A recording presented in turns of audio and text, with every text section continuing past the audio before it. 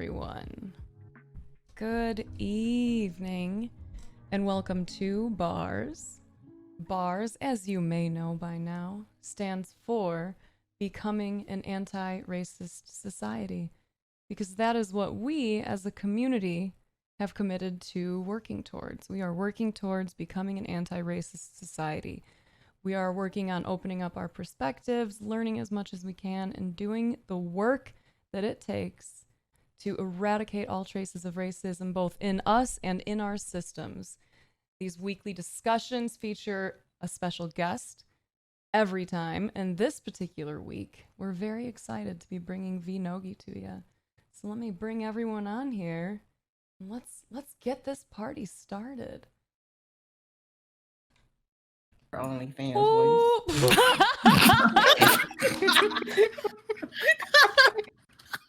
She did that shit on purpose. Son of a bitch. Man, I don't know what's better. The day that I was like going through some deep like existential shit and I'm like heavy sighing just before this, or opening, like switching over after that intro and just hearing OnlyFans. Remember that time you just to let us know that you was gonna unmute? I said I was getting us started. I guess I'll do the countdown again next time, because all I was thinking is like, oh, I'll get us started. Y'all will see me, talking, and you'll probably stop for a second. But obviously, a lesson has been learned here today. Nope. Oh, fuck. Yeah. Lord of mercy. Well, welcome to BARS, friends. Oh, so if you're new here, I'm Snaps, and these are all my lovely co-hosts. We've got Bossy here. Hello. We got Rec. Hello. LR. Hi. And we got Sunny. Oh, hey. And this week, I'm very, very excited to introduce to some of you, because hopefully a lot of y'all know him, but to introduce to some of y'all a friend of ours that goes way back, formerly known as Little Light Radio. I couldn't remember that name a little bit ago. It fucked me up. Formerly known as Little Light Radio, so some of you on Twitch will recognize that name. Now he goes by vNogi online. He's making big moves. We're excited to talk to him. He's a dope guy. So Nogi, we're going to give you a minute here to introduce yourself. Say what's up. Hi, my name is Nagi. I don't care. I don't care that people call me Nogi. I've been calling you that for so long. It's Why okay. do you?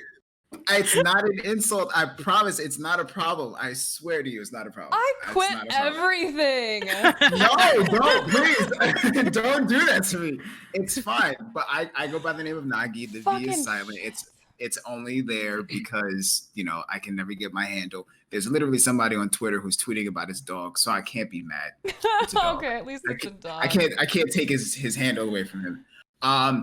Nice to meet you all. I am a streamer here on the Twitch platform, formerly a Mixer partner. My content is heavily focused on comic books, anime, and gaming, and how it connects with mental health interactions and emotions. And that's what I'm about. Beautiful. I know that's how I found you initially, was like really quickly establishing some commonalities there in like what we were passionate about, Right. You never fucking corrected me, bro. I'm sorry. I don't correct anybody. I never correct anybody. I don't find it in me to really tell someone however you receive my name I personally want people to be okay with expressing it, because either I tell them and they feel bad, or I tell them and they don't care and they don't change how they call me anyway. So just call me just however you perceive it is how you perceive it. It's all cool. right. So we've got vNogi here with us today. You're annoying. I mean, it's the same way people have been calling me larva recently. So larva? Larva? See, I'm Lava with an R? Yeah, because I used to be LR Warrior 11, so now people are calling me Larva 11. Oh, yeah. Well, No. Well, all right. So lots of us are fucking up, clearly. Awkward. Yeah. Everything is just the worst. Jesus. Well, obviously I'm a big old trash pile, but now we know it's vNogi, so moving right along. I know, like we were talking about it a little bit in our group chat before this. You came back to Twitch from Mixer, and I know a lot of us here were interested in hearing more about what the experience of being on Mixer was like what kind of culture it was, how you felt there, and how it felt to have to leave that so unexpectedly. So the originally, like again, there was this long backstory behind why I actually went to Mixer. So when I was on the Twitch platform originally under Little Light Radio, I didn't really have a lot of experience in streaming. I was one of the people who ultimately made the initial mistake, which is the most common mistake, that you would eventually gain traction by being consistent and just hitting the live button. And then when I realized that obviously was failing and I had no idea how to produce content, make content, really do anything, I started to realize that I wasn't doing much on the Twitch platform. So I considered, plus on top of that, dealing with Little Light Radio and having to split everything with two other content creators, it was really difficult. So I came to the conclusion to revamp everything, start from scratch, and like make the efforts to start over on a new platform entirely. So I dropped the Little Light Radio name. I gave them all of the, I gave them, my team, everything. I didn't want anything to do with it. And that's when I started vNogi. The reason why I chose vNogi is because, the reason why I chose vNogi is another small backstory. I'm a major fan of Naruto. I love Naruto. It's my favorite anime of all time. Nagitsune stands for, if I'm not mistaken, Black Demon Fox, and I'm Black, so so there's obviously a reason for that, and it being Demon Fox being immediately connected to Naruto, that was what really stuck out to me, and it was actually a friend of mine who brought that information to me, which then started that process. But then I realized that it was hard to brand, so I abbreviated it to where it's now vNogi. And I in the process of me starting that, I didn't know which platform I wanted to land on. So I first tried out YouTube gaming, then went to Facebook gaming, and then finally Mixer.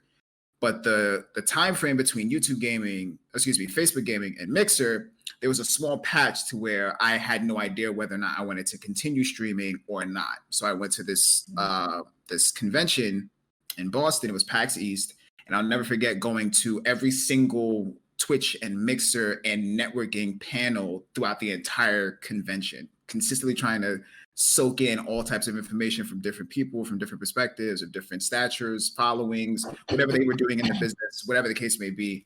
And then eventually I interacted with someone who led to my choice of being on Mixer. Now, the culture of Mixer, the entire ecosystem of how Mixer operated was very tightly knit. It was very homey in a sense. The platform wasn't 100% supported because of whatever reason. I can't really know all of the aspects when it comes down to the industry. There are obviously some rooms that I wasn't in when these conversations were being had. So there's no way that I can really give full-on explanation on why things shut down. But the vibe of it and why so many people felt so connected to the platform, at least from my perspective, was because these were people who didn't feel like they had a lot of opportunities in other places, and it felt like Mixer kind of gave them a shot. So that's where the homey nature of it, the real tightly knit communities came from, because when you hop into a stream, you saw literally the exact same people there. It's kind of like watching a sitcom, literally.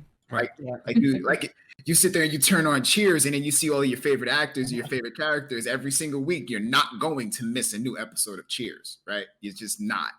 And that's what it felt like. So every single time you hop into a stream on Mixer, that's exactly what the vibe was. Unfortunately, that became the downfall, because the same returning people, you build a community on that. But if the platform itself is not making opportunities for newer people to come visit, then your community becomes stagnant. So you have those same people in there. It's a fantastic experience. You have your family there, but there's no way to grow that family. So the experience of the entire shutdown, I'll never forget it too, because I was live, which many people were. during that process, I was live entirely, and I had literally went live. I didn't go live to game or promote anything or talk about anything. There was a lot of backlash coming out, a lot of stories, a lot of people being outed out for their actions, and a lot of situations happening towards Black lives. And I literally got on stream for at least 2 or 3 hours to talk solely about Black people and women's rights. That was all I wanted to focus on. I hopped on, and literally 6 minutes into my stream was when we got a notification in chat. Someone was like, yo, you got to go to Mixer shut. You got to go to Twitter, Mixer shutting down. And I remember sitting there and I was looking at it and I was like, right. I just wanted to talk about Black people. Like, that was all I wanted to do. I just wanted to have a conversation about my people. And now I got to sit here and figure out, what's next, right? But I think everyone has their own personal story as to why it hurt so much. Like, what was it that really drove people home in terms of the pain that it caused so many people? I have my own story entirely. But that's entire. To answer your question, that's basically the scenario of Mixer and the experience that it was when it shut down. So that was that. It was rough, yeah. I remember that news coming out of like left field, even for the employees. They had no clue. Yeah. It wasn't even 4:00 in the afternoon yet. Yeah, and being West Coast too, for like where the majority of the offices are, like it was barely like lunchtime. Right. So you clock in, and then you find, like, that happened to me, I think maybe one other time, which ironically was because of Destiny. I got fired from GameStop because of Destiny. Oh Lord. What? It's completely my fault, but it was 100% because of Destiny. I would like to second LR's go in. Please continue. I feel like there's something there. You can't say that and then not tell us the story. Right. So, and it's funny because, I mean, I'm not trying to focus on chat, but Maru, IRL, right? Fantastic community member. He was actually my boss. Like, Maru was my boss at GameStop, right? Oh, Maru, did you fire him? No, he had to. He didn't have a choice. But it was a situation where Maru, myself, and Purple Juice Man, we all made Little Light Radio, but we all had met each other through GameStop.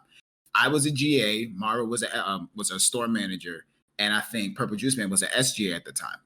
Anyway, he did fight for me, I will say that. But the way that it happened was the Taken King had came out. I personally requested to work the midnight launch for the Taken King. And when it comes down to me, Destiny has been such a factor of my life that I hate telling the story because it sounds like I'm selling myself as like this great person, and I don't like doing that, right? But a lot of people don't know that there are many people out here who have like collector's editions of the games, expansions of the games, total strangers who still to this day have no idea who I am. And I paid for their stuff, like, just because I wanted people to just play Destiny, right? What? So I kid you not, like, I have purchased so many different people's collector's editions just randomly, because there were some people who come in, it's like, I can't pay for this. I don't have the money. I'm like, how much do you have left? Because that's like, you have to find out that information. And they'd be like, oh, I got $100 here. I got $50 here. Oh, it's only 25. Don't worry about it. I got it. Wait, what? I got it. Shut up. Don't say nothing. Shut up. Asking questions. Let it ride. Right. Shut up. I'm behind the counter. Just mind your business. just touch stuff on the dial pad. Make it look like you're doing something. But so the way that it happened was I had requested to get the midnight launch for Destiny 2. Not Destiny 2, excuse me, the Taken King.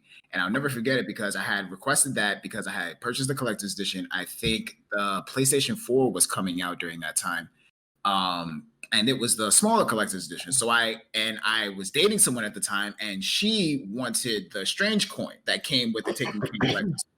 So I got myself the digital collector's edition. I got her the physical collector's edition, and we bought the console. Now, the console was the major thing because I'm not a PS4 guy. I was not going to buy a PlayStation 4, but Destiny came out with a PlayStation 4. So I'm like, I kind of got to get a PlayStation 4, right? Same. So I was super excited about it. And in the group chat of the store, there was a photo of one of the managers letting us know that the consoles had came in to the store. So we had the consoles in inventory, and everyone was super excited because they knew that we loved Destiny. Anyway, there was in the photo, there was no information, no barcodes, no locations, no addresses, no pricing, no nothing. This was after Bungie had announced that the consoles were out, that they were going to be a thing. So they revealed the consoles. This was after all of that. And the photo that was sent to us, I was in like this major Destiny Facebook community group. I posted the photo in the community group. Again, I made sure that there was nothing shown. There was no nothing. And I made sure that it was like after they had announced it. Anyway, the community was like, oh, it's lit. There's so many. I can't wait. We were just talking about the console, just being excited about the console.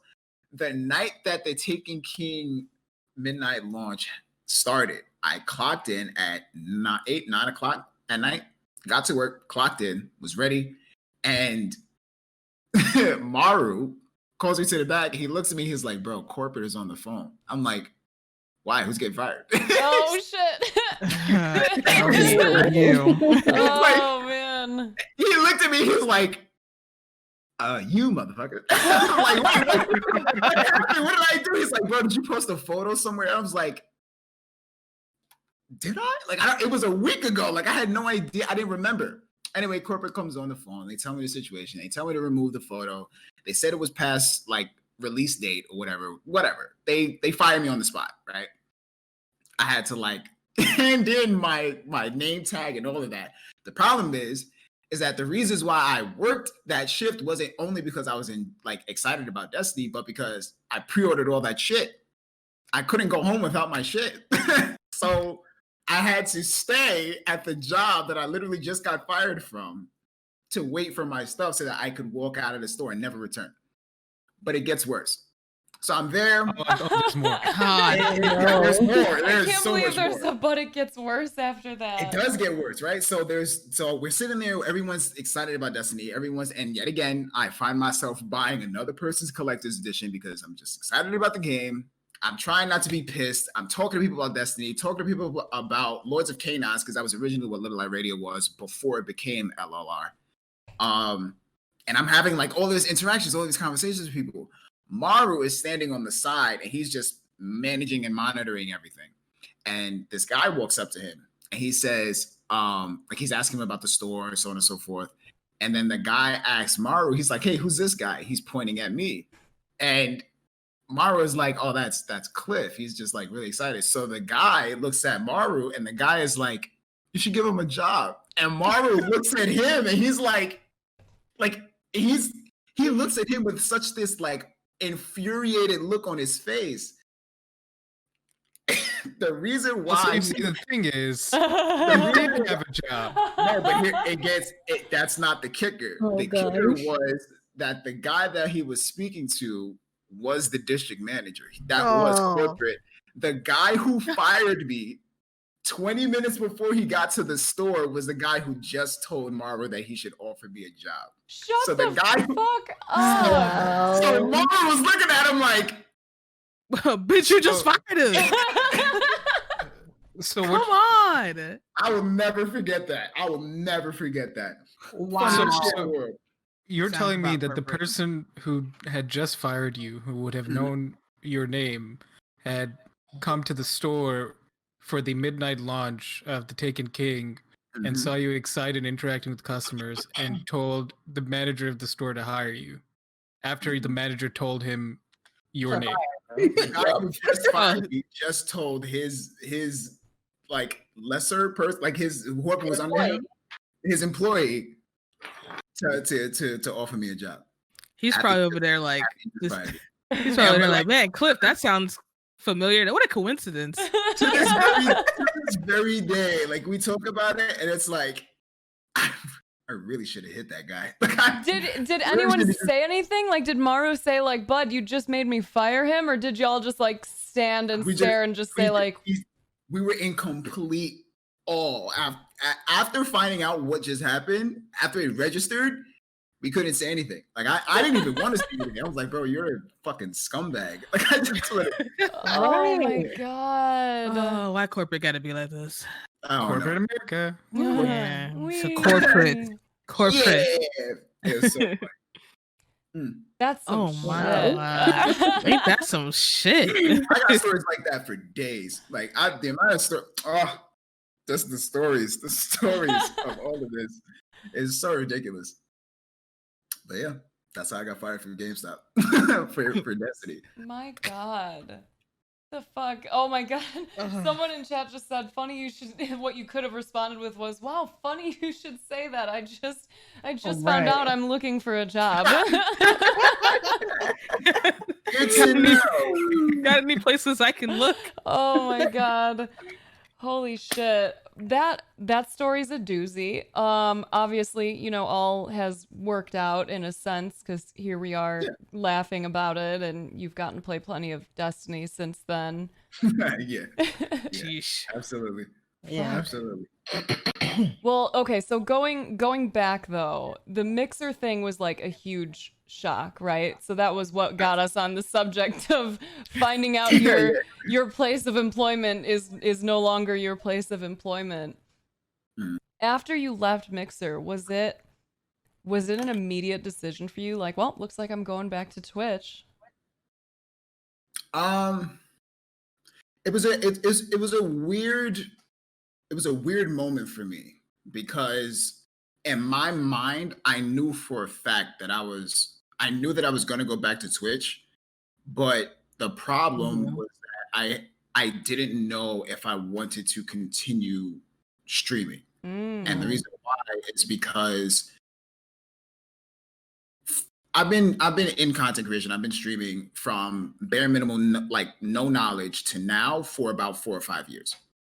And I remember hitting partner, and the amount of things that I dealt with and the amount of things that I sacrificed to achieve partner was, I could never get those things back, right? Like there's a lot that I emotionally, mentally, and physically have sacrificed. And it has to do a lot with, you know, my original concept of, which is actually what I'm going to be like discussing tomorrow with the Nogi project. My sheer dedication to just make this work. A lot of people don't know that I worked 3 jobs while going to school and still made it home to stream.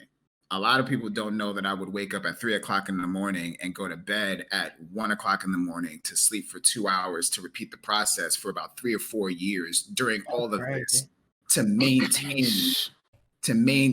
streaming, to maintain work, to maintain, you know what I'm saying? I was a barista at Starbucks.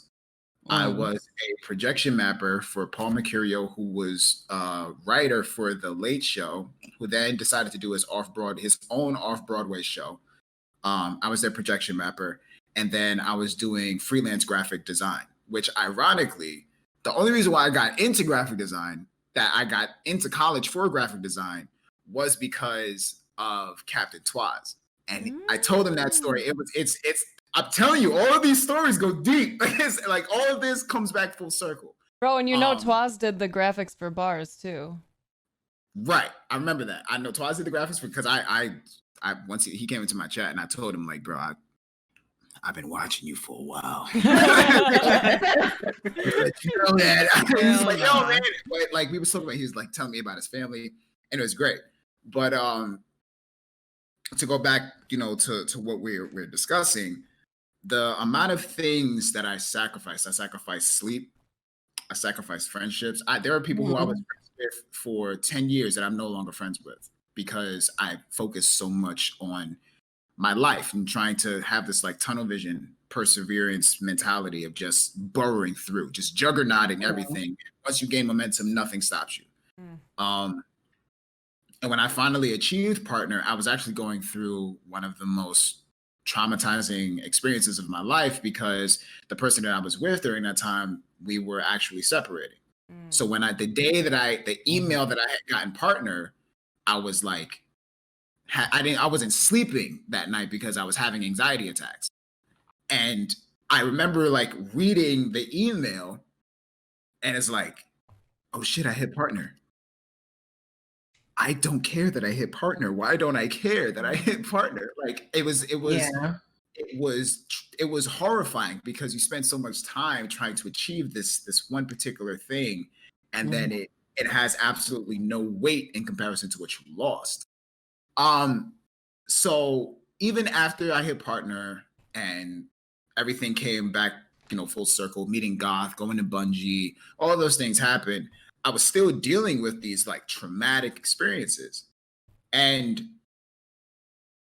at least in my head, I thought to myself, at least I achieved it. I went through all of this. At least I had got it. And then I didn't have it. So seeing that get stripped away from me and knowing that was my personal story and not even thinking about all of the other people that had personal stories, I was really like questioning whether or not this was something that I wanted to do. If I wanted to do this or decide to just go another route, or if I wanted to do this, do I do it the same way?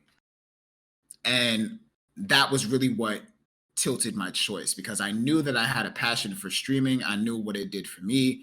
I remember the day that SheSnaps hosted. This very day, it's still a pinnacle moment. I still get like DMs from people years ago who was in that chat and is like, yo, man, do you remember this? You looked really greasy on that camera. I'm like, I remember that. I remember that. Remember it. Had to bring forth your worst memories. Yeah. I'm gonna pick up my Vaseline Logitech, bro. Like, leave me alone. You don't gotta talk about it. Somebody out there got the clip. I still got the clip, and it's not pretty. I was like crying. Let me see it. I'm not. No, we're not doing that. Oh, God. That was wild. I was like, I remember because I had to change shirts. Like that's how I was wearing a gray shirt. I'll never forget it. It happened. I was wearing a gray shirt. I realized how like nervous I was and how drenched in sweat I was in.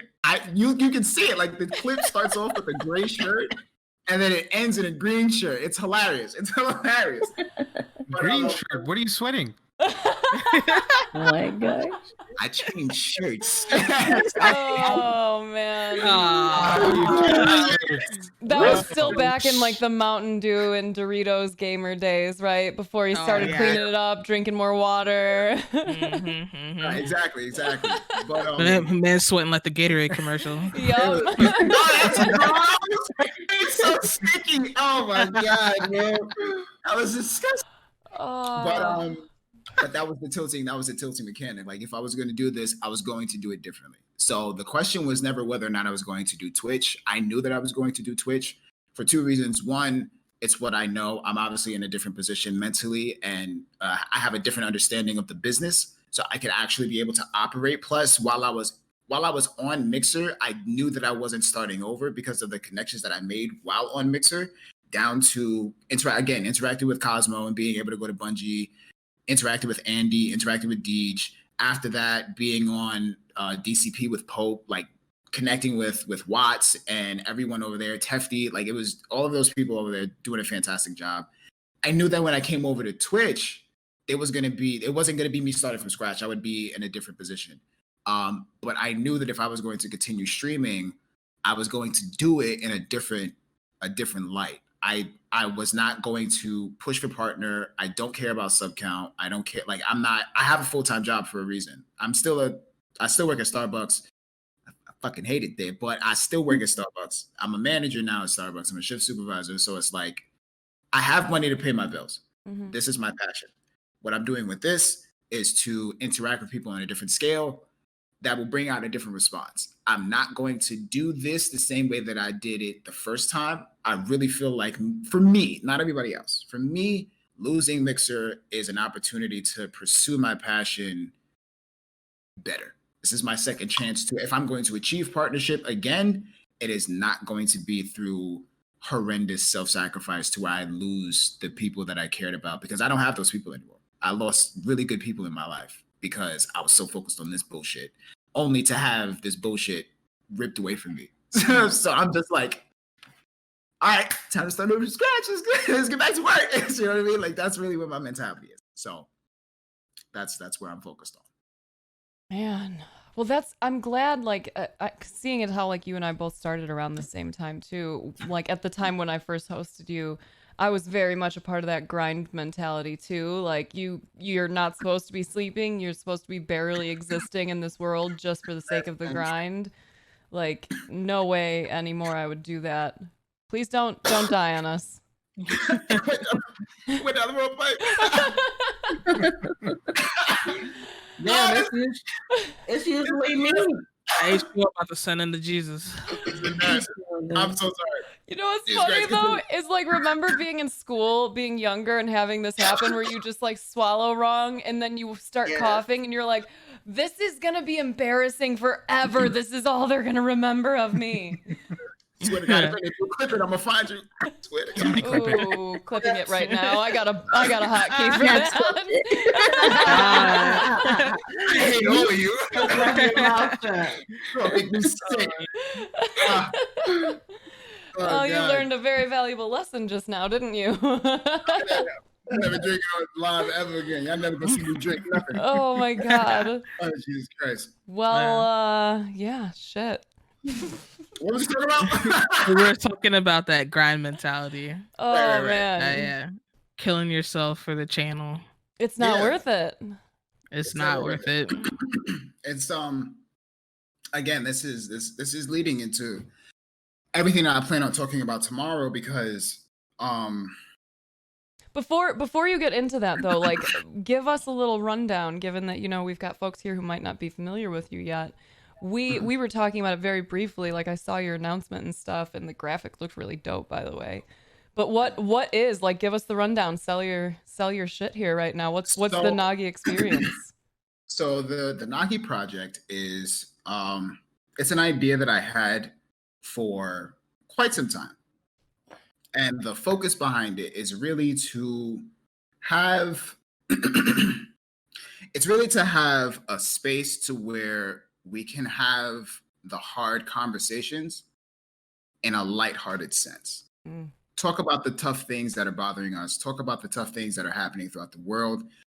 And I realized that it was something that needed to be had because currently right now to express and I'm not the only one, and I know that I'm not the only one. And that's exactly why I wanted to create this safe space for it. Personally, I'm dealing with past traumas. I'm dealing with generational curses, generational toxic behaviors, dealing with the mentality of being a Black man in America, dealing with the mentality of being a Black man in America on Twitch, having to still work a full-time job in the middle of all of this craziness happening, being scared of being approached by businesses and opportunities because I'm Black, when supporting Black people is kind of cool these days. Things of that nature, and all of those things kind of interacting with you at one time, it gets overwhelming to the point to where your mental capacity deprives itself. It depletes dramatically at an accelerated rate because you still have to maintain, you still have to get up every day. you have to. And unfortunately, some people don't. You know, some days they don't get up. And unfortunately, some days they don't get up again. And that really comes from a severe amount of lack of communication. And one of the main reasons why I wanted to bring back the Nogi project was because of an interaction that I was having with somebody else, to where freely, unprovoked, somebody came into my channel who's a regular, and he expressed himself of a traumatic experience that he was dealing with as a man, that he experienced when he was a kid, and now he's a father.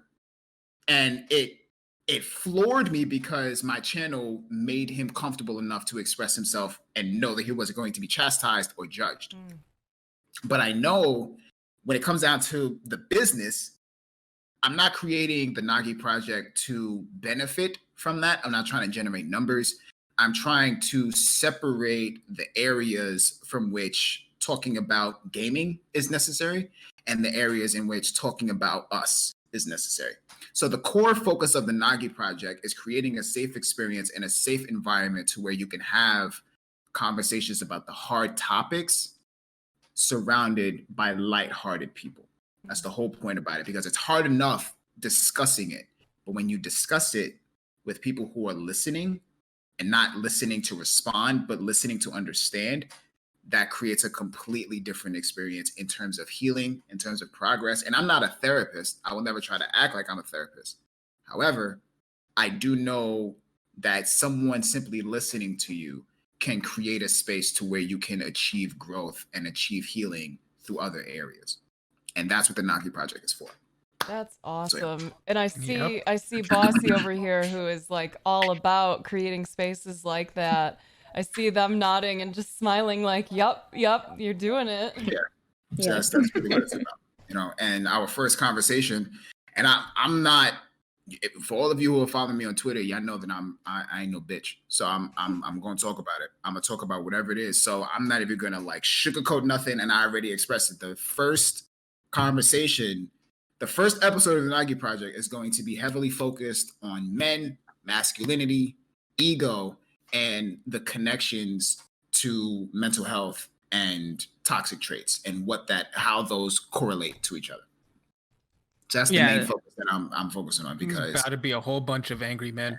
They're gonna be so angry, but that's their problem. And that's fine. That's And 100% yeah. That's 100% fine, because I was one of those angry men. I was one of those, and I'm gonna say this right now, and I don't give a shit how y'all feel. If a woman says that men ain't shit, you gotta stop taking it personal. 100%. Because they're not. if you're offended by that, then you're assuming you're part of that. It's implied that not all men are shit. And if you really feel like you ain't shit, then maybe you ain't shit. I want to think about that. You probably ain't shit, bro. If you really feel like it. If you really feel like if you're really mad that you, I ain't like that. Oh yeah. Mm-hmm. The ones that can't finish the sentence after they hit. What you know about that? Well, you sound like a freaking record skipper. I bet you ain't watch your face this morning. Yeah, I definitely ain't brushed your teeth in like 3 days. You got the oil and stuff all over you. You know what? We ain't gonna go into it. We just gonna move forward. Ankles ashy as hell. Right. I'm telling you, I come from that, and it's funny that you said that, because I was definitely one of them brothers out there with ashy ankles. No. I'd call I'm the pot calling kettle black. I was definitely me. So I know. Ashy ankles and high waters. Ashy ankles, high waters, and they have the audacity to wear white socks. No. You blending, brother. You blending. No. But yeah, but that first episode of the project, like, I was definitely interested in that, because again, like you're saying, like, that's a really big stigma in the Black community, especially for Black men, to talk about anything mental health or anything around toxic masculinity or any of that shit. Right. And the generational stuff, like all of it. So that's great place to start. Yeah. And that's one of the main reasons why I wanted to start there, because I'm not only going to, and I'm really going to like dive deep into the conversation, because I'm not only going to talk about the lack of mental health that's within the Black community, specifically amongst Black men. I'm going to even dive deeper into the aspect of how Black men and men in general deal with their toxic traumas, to deal with their traumatic experiences by achieving success. Like, that's their natural response to it. Like, oh, I went through this. Let me get rich so it never happens again. Did that contribute to your desire to get into that grind mentality? Were you still angry when you got on Twitch? Like initially when we first met, do you think you would still consider yourself to be in that kind of like angry at the world kind of vibe? I didn't start to realize what I was doing up until maybe a month or two after, no, not a month or two, excuse me. Maybe a week or two after Mixer had announced that they were shutting down. That's how long that like thorn in my side was there. And it connects deeply into the traumatizing experience, because I'm a very transparent person. And I know that I'm one of the lucky ones when it comes down to their traumas and being transparent. I'm only transparent not because I don't feel like, I'm not okay that these things happened. I am 100% not over them. I think I've started the process of being okay and understanding why things happen the way that they happened. But I know for a fact that I've been pissed for a very long time. And it has to do with a lot of that. And again, the reasons why I'm transparent is not because I'm over it, but it's because I naturally have this thing to where I do things even though I'm terrified. Like my brain won't let me not do something. Like I'm not cautious at all when it comes down to that. So I'm openly expressive, and I guess that helps with what it is that I'm doing because people kind of see that and it helps them with their confidence. But I've been homeless 3 times before I was 22. I've been molested by a family member. I've dealt with that. I've dealt with sexual abuse. I've lived, with abusive people. Both my parents were recovering drug addicts. They are 100% healthy now, but both of them were also equally abusive dramatically for long periods of my life. I grew up with my dad and not my mom. My mom still deals with her mental illnesses. My father still deals with his mental illnesses. Like I come from a long history of just problems, and those problems are constantly like covered with success and religion. That's it.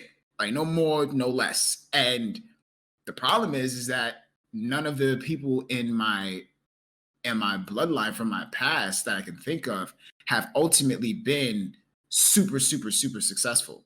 And I guess that's a statement based on your perception of what success really is. But in my eyes, they look like they're still trying to achieve something. And that's when I started to realize that if you're the mansion doesn't matter if there's nobody in it. You know what I mean?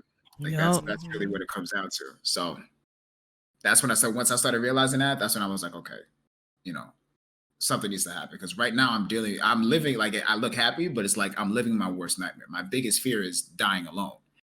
It's my biggest fear. You know what I mean? And I'm living right now. I was living with good people. I had a good family. I had a good relationship, and I ruined that. That's my fault. I ruined that because I was chasing a dream because I wasn't happy. I wasn't happy.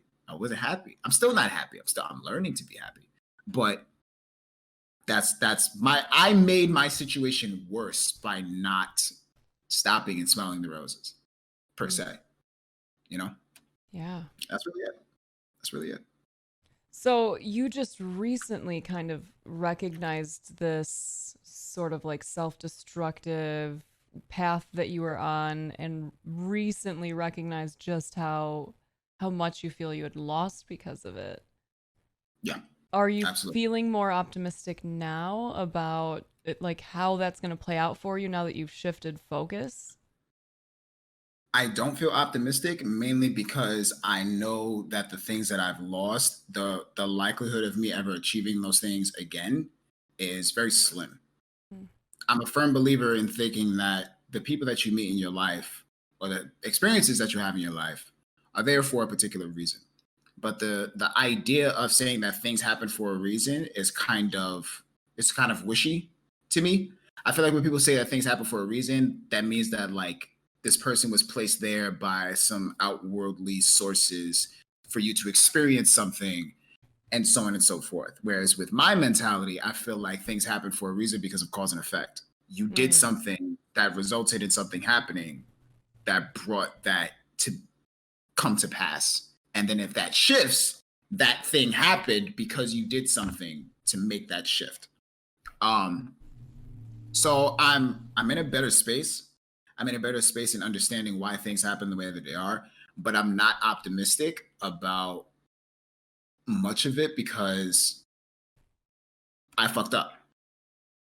That's really what it is. I can't change anybody else around me based off of my actions. I can apologize. I could try to do X, Y, and Z. I could try to work and build a better space to work around what I've caused. But ultimately, no one is, I'm not obligated to receive anything from anybody. So I'm really more focused on just understanding what I've done and not doing it anymore. That's really where my head is at. So no, I wouldn't say I'm optimistic. I'm not hopeful of anything. I'm really just focused on what can I do with the cards that I have now. I really want to work on facts currently and not probabilities. If that makes sense. Yeah. Yeah.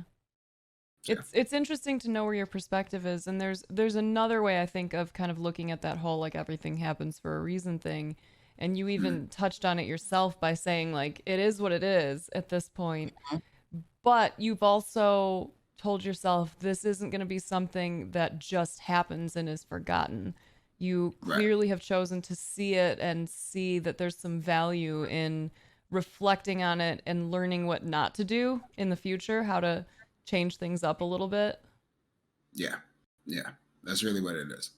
That's really what it is. 100%. Yeah. Wow. Some heavy stuff. There's a lot that's happened, Snaps. There's a lot that's happened that me and you have never really touched on since we first met. Yeah, because it's been a bit since we've been able to have any kind of like longer conversation about anything. So I'm even more glad that you're here having this conversation with us today. And Absolutely. you know, it's super sucks that you felt like you had a space on Mixer and now you kind of almost got forced back into Twitch. I know there was a choice of whether you even stream or not, but now that you're back on Twitch from like the first time that you were here, how has your experience been? Like we're excited to see about how you got the Nogi project going. You're with G1 now. Like are you feeling good about that? At least, you know, like some of the work you're putting in even without overtaxing yourself? The honestly the experience transferring back over from Twitch has been phenomenal. And that's why I'm overjoyed. I'm appreciative, I should say, not overjoyed. I'm appreciative because even though everyone was on Mixer and they had like their homey interactions, they had their very much structured channels, their communities, they were making their income, they were supporting their families, they were taking care of everything that they needed to take care of. Once Mixer shut down and everyone kind of had to find a new place to go, I really felt like no matter where people went, they would be okay. And I had to express that because there was another podcast that I was on where people were having a conversation about what they would do. And I had to explain to them, like, it's not a situation to where they're just kicking out partners. They're not just removing the streamers there. Literally viewers, supporters, chatters, lurkers, everyone has to find a new profile. Everyone has to create a new profile. You know what I mean? So yeah, you're being removed from the platform, but so is your community. You're all moving from one home to another. So if you go to Twitch, your community is going to go with you. The vast majority of the community is going to go with you. Not only that, they're going to go with you on a bigger platform that has more opportunities for everything that you're trying to do. And everything kind of like really came, full circle for me, at least, because I literally went through the process of building my name up in Little Light Radio in the Destiny community, left Twitch to go to Mixer, build up my name in the Destiny community on Mixer, which again, out of everything that's happening and how it came full circle, it bugs me out sometimes thinking about it, because I was on Twitch and I didn't really get noticed a lot. I got noticed by you, of course, which was a blessing. And I was still kind of like under the radar when it came down to everybody else. I went over to Mixer, and when it came down to the Destiny directory, you had this person, this person, this person, and this person, but they all knew Nogi. Everybody knew Nogi. If you didn't even play Destiny, my name was somewhere. It was somewhere. The way that the whole Goth situation happened was because someone in Goth's chat suggested that he host me. And then when he found me, that's when other things started to pick up.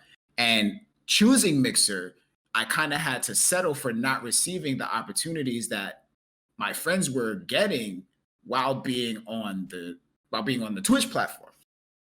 To the point where there were situations to where I found out about opportunities and I would, respond to people's DMs and so on and so forth. And I was like, hey, I'm on Mixer. It's like, oh damn, well, we can't do that. We support Twitch. I'm like, oh man. Cool. It's cool. I got it. No worries. And I had to deal with that. I had to really rock that out. I had to really, subject myself to figuring that out because I was dedicated to the platform. I was dedicated to Mixer. But then when we finally got on Twitch, everything kind of skyrocketed to full circle. Me and the people on G1, me and Mikowski were content creators, and we started around the same time, all the way on Instagram with Little Light Radio, because that's where we started. We started on Instagram just making clips every week.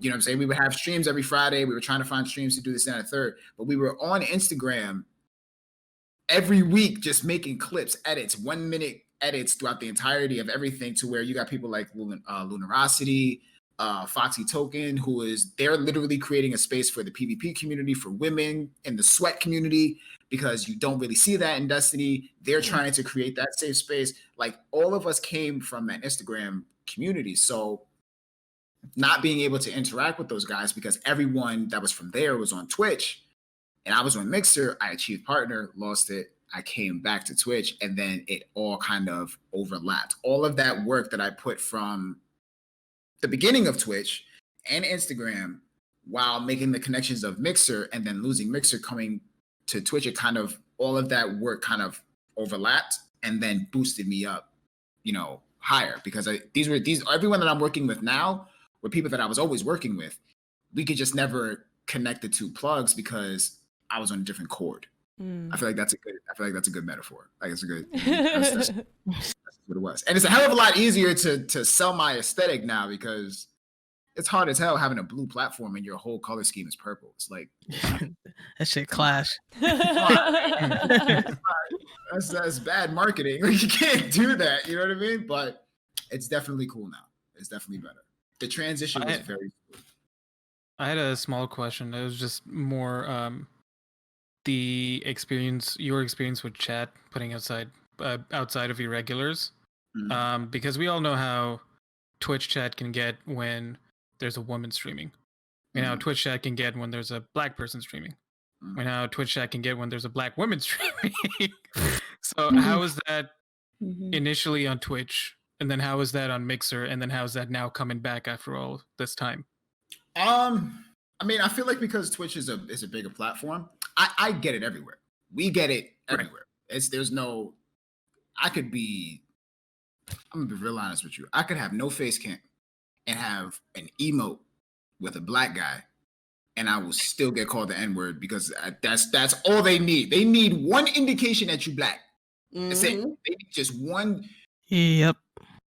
You could turn your camera on by accident and see a chicken box, and you immediately black. That's it. That's all they need, right? And the differences between Mixer and Twitch is not whether or not it happens or the severity of what they say. It's how, I really want to say, it's how often. I feel like on Twitch, because of the size, it happens more often for black people, for women, and then of course for black women. Yep. Which I'm just like, I can't even imagine. That would be, I have no words for it. Like, I can't even think.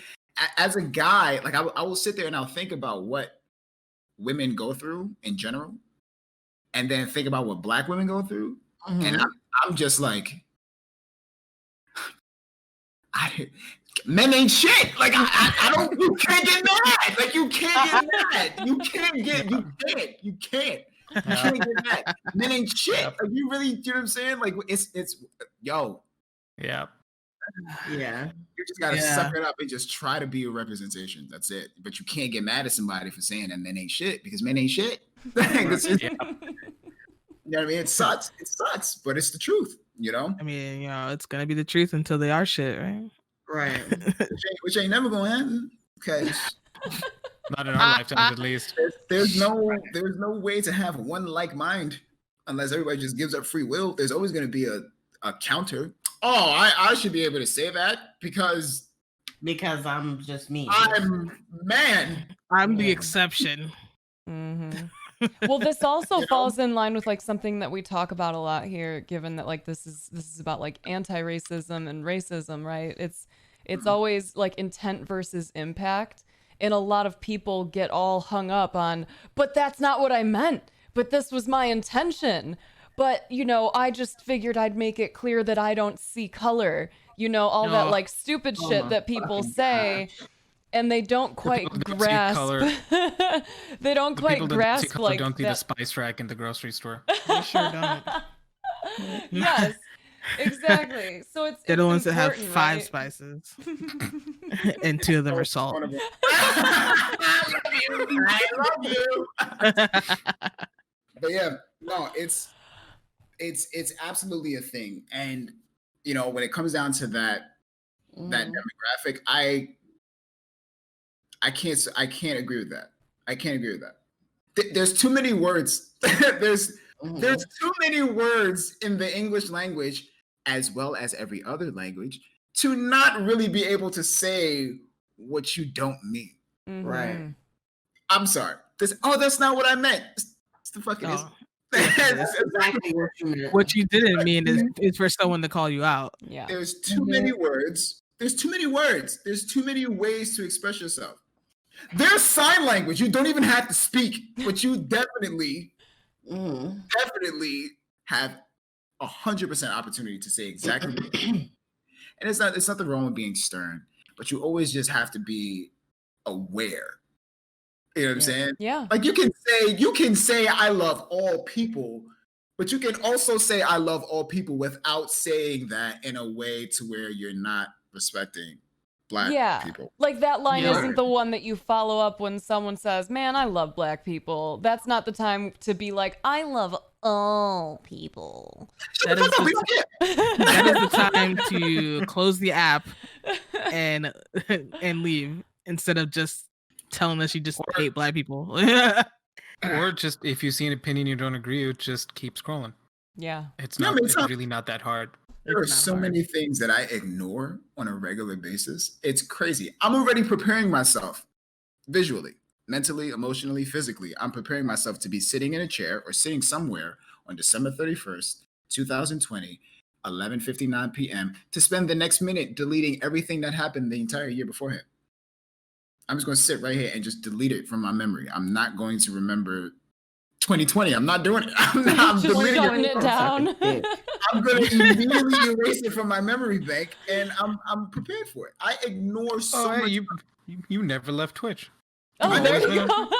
I never left Twitch. That's like I've been here the whole time. Just dial it way back. Way back. I'm still in live radio. Yeah. All right. That's very far back. You know what I mean? But too far. Let's bring it back a little bit. There's way too many. There's way too much. There's way too many different ways to get your point across, to not be disrespectful, to not be racist. It's just, you know what I mean? To not be sexist, to not be an idiot, to not be dumb. There's too many things. There's too many ways to say what's really on your mind and what's really in your heart. You know what I mean? And there's too many ways to educate yourself without asking. I had a conversation. Black people. I'm gonna say it. He's gonna say Bing. You can use Bing. He's thinking about that. You could use Bing. Just go left from the Xbox home screen. Look and at it's right there. Nogi's face. That's how everyone's face is when like Microsoft Edge or like Bing shows up. You can Bing that shit. You don't use Bing, right? Use Bing. Oh my! Nobody uses Bing. I was sitting here like, I don't want to say this is my first time on the show, bro. I don't want to say anything. There's 3 users of Bing out there somewhere. I mean, like that's if there wasn't, they would have shut the platform down by now. It's his computer, his phone, and whatever other, like a tablet. You got an iPad. Xbox. My Xbox. I can't forget about my Xbox. I didn't even know that you could swipe left from the home screen on Xbox. I didn't even know. I don't know if they've changed things now. It's been so long, but yeah, you just go left and it was there. I don't know what it is now. Look, you watching? Deleted. I don't know what you're talking about. I don't know that. I'm not supporting that. Some Men in Black type stuff, but without the little flashy light. He just like wills it. Exactly. So funny. Oh my god. If only we had that as an option. If you could actually just be like, you know what? Let's forget that. Fuck it. Bink. Can it work for the people who are present for that memory as well? Can they forget it too? Right. You are all now freed. Bink. I would love that. Someone real quick, Bing how to erase memories. He said on it. Ew. I'm looking. Microsoft Edge. Oh Yikes. God. No. Friends don't let friends use Microsoft Edge. They're shutting it down. Goodness. But I was gonna say, Nagi, if you want to talk a little bit more about what you do for G1, because I just started learning about G1 like this year. So I didn't even realize. Yo, same. So, I know nothing about G1. What is So- it? so Explain G1 like I'm five. G1 is an esports organization, not a team, that heavily focuses on the aspect of the fact that content creation is a choice, but however, the gamers come first, and that's the full frontal slogan, and that's what G1 actually stands for: gamers first. So we heavily focus on the ideas of not only obviously producing quality content that's exciting for the Destiny players that we have, because right now we're focusing on Destiny players because all of us play Destiny. That's where we all originally come from. That is not ultimately our main goal, but the idea of producing quality content while focusing on the aspects of the player itself. So mental health, physical health. Kenny, who is, Kenny Vaccaro for the Tennessee Titans, he does a lot of fitness. He does a lot of self-care when it comes down to exercise. I'm pretty sure that you guys have seen the snippets that he's done with Panda, where he's going to the gym with Panda and making sure that Panda is trying to stay fit, and he's practicing maintaining that. I'm personally dealing with not only mental health information, but I'm also dealing with people outside of mental health who watch streams, who are trying to find a way to produce healthy routines for streamers to practice while streaming for long hours so that their bodies can stay healthy based off of what they eat, what they drink, how they move, how they sit, how they breathe, things like that. That's something that I'm doing. And then, of course, you've got Hush and Crystal, who is like the couple of G1. They're fantastic individuals. I love them both. They are doing their own forms of content creation in terms of being a couple in the gaming space. Panda, who's a fantastic player, he's working on trying to do things in terms of trick shotting and producing his skills and showing how dope it is. Mikowski, who is like interested in telling everyone how to snipe, he has his own plans of what he's doing. My job at G1 is I'm a content creator / community manager of the entire organization. So what I do is basically connect everything that G1 does to the community in a healthy way. And any questions that they have in terms of interacting with any G1 item, any G1 product, any G1 service, or any G1 content, they come to me and they ask me the questions, and I will figure out the answer and then give them the answer. That's my job. So that's really what it is. We already have social media management going down, but my job is solely to focus on building the community interaction with G1. They already had a tremendous amount of effort into building what it is that they're trying to do. My job is to show you guys what it's about. Makes sense.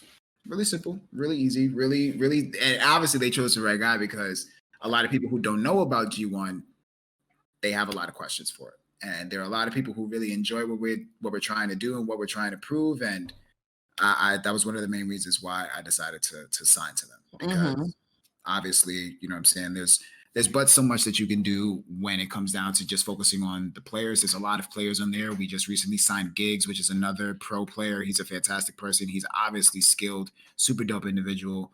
But a lot of people are asking, just like you guys, what do you guys do? What is it that you focus on? Where it is that you're going? What are you trying to do now?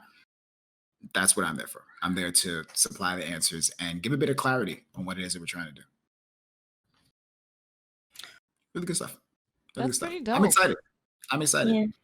I'm excited. And again, like having that conversation with them and figuring out, because the fun, I have stories. I'm telling you, all my stories are great.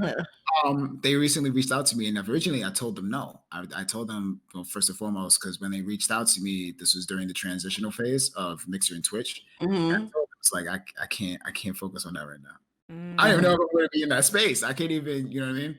But then once I figured out everything, what it is that I'm trying to do, once I got the green light to know that I could still focus on my mental health and the mental health of not only the players, but the team managers, the owners, as well as my own content that I'm trying to do, it was a done deal.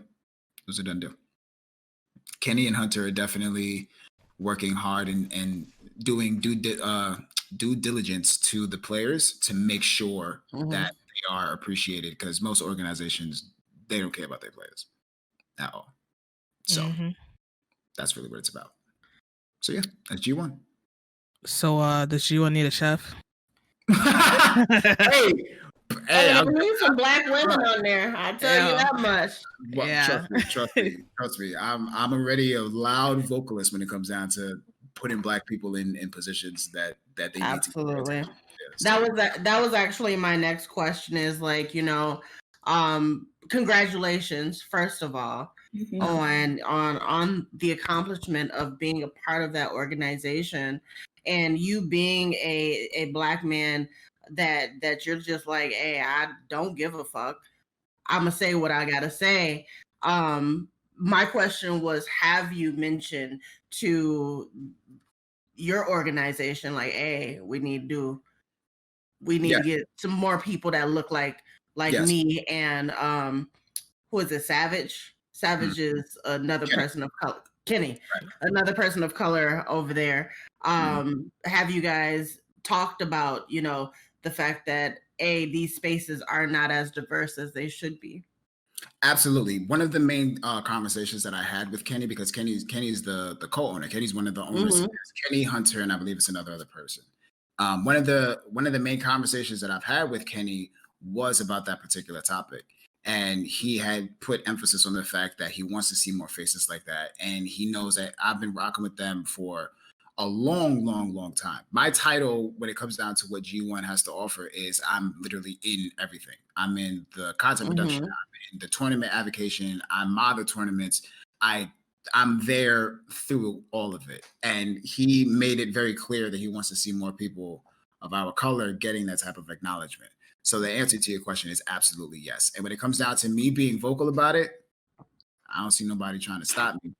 And if they do, then that's just on them. You're just gonna have a problem on your hands, because I don't shut up. I can dig it. I'm with it, God, brother. We need some seasoning. Sounds like a diversity. Flavor kind of spice things up. You know what I'm saying? Yeah, Like, seriously. That's what it is, and that's one of the main reasons why I definitely support what it is that they're trying to do. Because having a black face, it is not only having a black face that can show integrity, because there are a lot of hidden gems like myself in all industries, and it's not just focused on men, because there are definitely way more women, way more well equipped than I am to be doing the exact same job that I'm doing. I'm a good choice, but I am not the only choice, and I will never consider myself the best choice, because there is always somebody who can do something better than myself.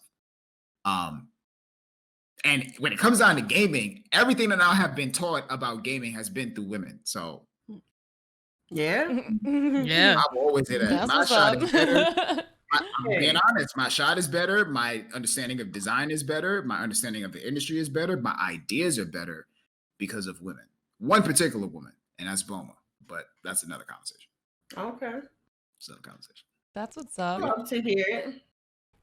That's what it is. I like, Bossy commented that it sounds like part of your role is being a diversity rep, like someone who's helping to make sure that there's a good diverse group working there. But it does sound like one of the differences here is that you're actually being listened to. Damn. Like, which is great. Yeah, because that seems to be a common complaint, right? Is that people get put into these jobs where, because they are the one person of color or the one black person that works there, they also kind of have to simultaneously be the only like diversity rep, but all they get is like people a little closer, but typically it seems to lead to just more tokenization. So it seems like you're actually being heard. No, yeah, the 100%. Like one of the situations that I was recently in, not necessarily. I can't give too much out because there are things that I'm working on. But one of the main situations that I was in was where I was given the responsibility of producing a particular thing, and I obviously am not, like I said, I'm not the best at everything. And I went to the people in the team who were, ironically, she was a woman, fantastic person. I love her to death. she actually helped me into the project that I was actually working on. And then when I brought it to the higher ups, they were also there to listen to my feedback, listen to what I had to say, to the point to where we could find a common ground on what we were trying to produce, to where the project that we were working on was created efficiently. And it was a joint option. It was something that was done by a group of people rather than just this person taking it from me and then doing it themselves. Like, no, everyone had their hand in the production of this particular project. And that has been the course of everything that like from the moment I've been interacting with them, it has been everyone gets their fair share. Everyone gets their portion. Everyone gets their acknowledgement, even down to the montage. Like everyone was asking me like, where's not going to be in the montage? Where's not going to be in the montage? And I'm like, next time. Leave me alone. I don't play as good as them. Chill. Chill out. So it was really dope, but definitely in a position to where I feel like I have a say. You know what I mean? And that's something that's really important, especially to someone like myself. I would not have signed if I felt like I was just a token Black guy. That wasn't happening. I'm sorry. I'm too valuable. I can dig it. You know what I mean? Check this out, y'all. Speaking of diversity and inclusion, I'm the derailer. I'm gonna just warn you now. So I get an instant message at work today. Oh, and here we go. They're like, "Hi," and I'm like, "Oh, hi. You know, how you feeling? I'm feeling good. Thank you for asking. What's up? Did you sign up to be on the diversity and inclusion committee?" No. ... I literally God, I hate that shit. No. ... Jamil is though, but you know, I didn't. I'm like, no. Why did you feel the need to instant message me and say, did you join the diversity and inclusion committee? Because I'm Black. That's the only. Yes. Mm-hmm. That's y'all do that. Y'all figure it out. That should be you. When Starbucks, because I've been working at Starbucks for a very long time. When Starbucks had that entire situation to where they had got those two Black guys arrested, they were just sitting there. My store was a cafe store at the time. So the entire time, right? So I was being a cafe store and not a drive-through store. Yep. People walk in and they sit. That's what people do. Yep. Everyone who worked at Starbucks had to then go through a rehabilitation exercise to teach them how to not be racist. Fucking and I remember reading an article about that. Yeah. Right. And I remember sitting in the basement with all of my coworkers who were all amazing people of color, get told by a computer how to not be racist. And I'm looking at this and I'm like, why are you talking to me? Why are you talking to me? This is you're barking at the wrong tree. This is the wrong store. They have the data. Like they know which employees are where. They make you put it on your application, so they keep that shit on record. They could have skipped your whole store. my boss was from the Caribbean. God, I can hear it already. From all Puerto Rico, Brazil. I'm from Barbados and I'm Puerto Rican. Like, you barking at the wrong tree. Why are you talking to me? Don't talk to me. But I think, like, y'all know that even if they had been like, oh, let's check the demographics. Oh, okay, so this store probably doesn't need this kind of training. There would have been a Karen or a Chad popping up like, but they can be racist too. No. Which we can. I want to put that out there, which is possible. That what? You know, it's possible for people of color to be racist towards other people of color. We all know that there's those interracial, right? Like, yes. I know Mexicans have a history of being racist towards Black people. Like, it's a thing. Yeah. And we're all racist, and that, like, we're not I do want to put that out there. But there is that additional extra clarification of like racism versus prejudice, right? Because that's something that I'm grateful that you have been around to help explain in very simple terms. Since you're a school counselor, you can explain it to people who shouldn't need things explained to them like they're 5 and tell them like, hey, so here's the deal. Did you admit that you have a smooth brain just now? Yes. Yes. Not a single fold in this bitch. Not a one. Not a one. But yeah, as soon as he said, something about the whole diversity and inclusion thing, that was like, it literally just happened today. Right. And I'm like, I mean, that made me think though, because like they're asking you now. Why didn't they ask you like 6 weeks ago?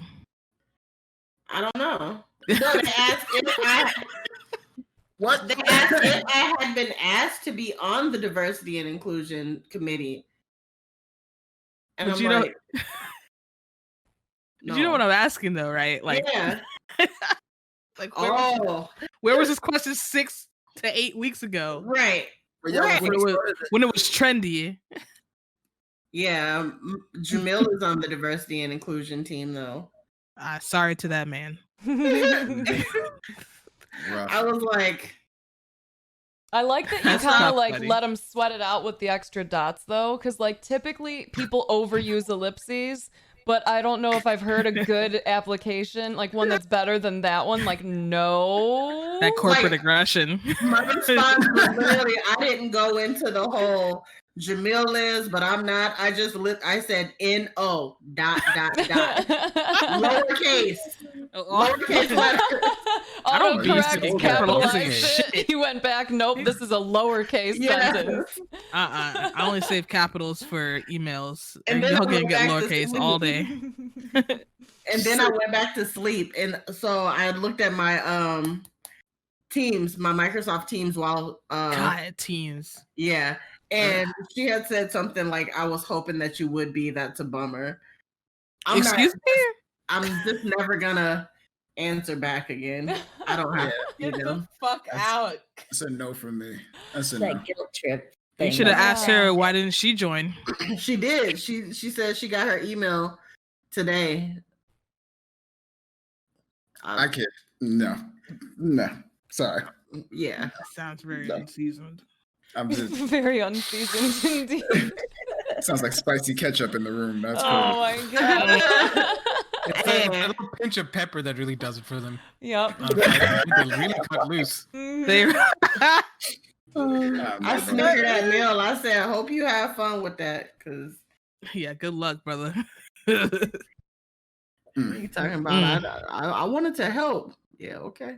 I'm just gonna stay sustaining myself on the pettiness of the 3 dots, because like really that's like some per my last email kind of shit. Definitely. Well, Rec has seen my responses to these people. Ooh, these people. These fucking corporate drones, man. Like they try me on a regular basis. Like I think there's some confusion on what I do. Those are the type of responses that I have to send. She says that fucking line all the time. I think there's a bit of confusion on what my tasks are. No. Like, oh no. I love that. I love that so much. Yeah, it's just, I don't know. It's kind of one of those things like, when I posted on Twitter that I was building my PC and everybody decided that they wanted to come and help. It's one of those things where I don't talk a lot about, my accomplishments or what I know. So when it's time for me to actually do my job, this little black girl can't possibly know what the fuck she's doing. Yeah, I mean, I had that shit happen to me today on Twitter where I started talking about fucking PC parts. Yep. And this is part of the reason why I don't do this shit no more, because you got fucking Joe Smo 67 in the background who's never built a fucking PC in their whole head ass life.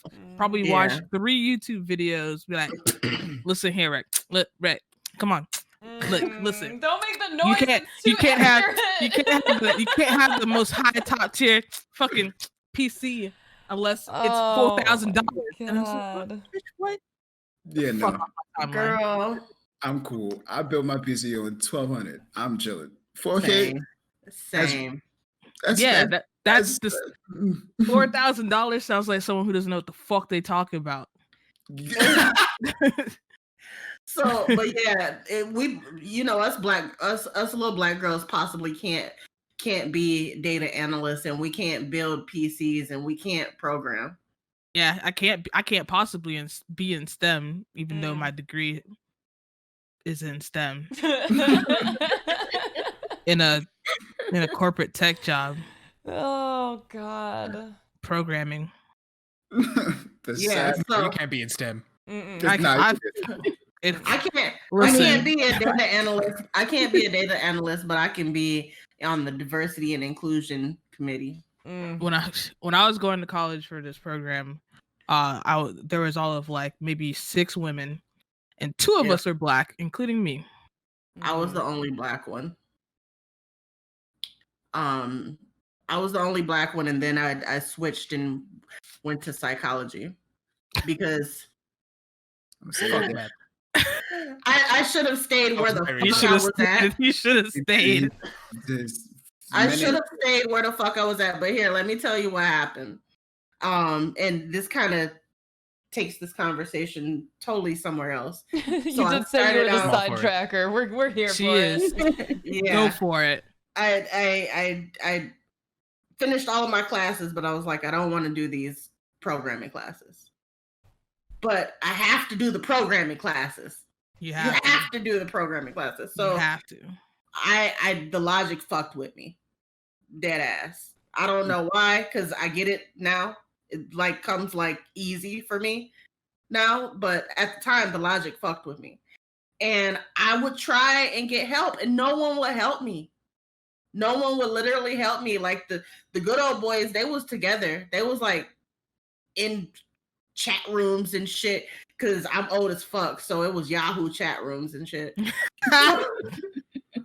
They were in Yahoo chat rooms creating projects and shit, and I'm just failing. So I switched. I left. I was like, fuck this. This ain't for black women. And I went to psychology, got a degree in psychology, and then now I'm back. Yeah. I just suck at math, so I just fell straight out of comp sci. I am trash at math, and I will assure you that you don't need to know fucking math, because you make the computer do the math for you. Yep. Yeah, that's what I do now. That's what I do now. Because they're having us learn like relational algebra to understand SQL, and they wouldn't teach us SQL, but they expected SQL on the assignments without teaching it to us. But they teach us relational algebra. But SQL is that gave me like plain language, though.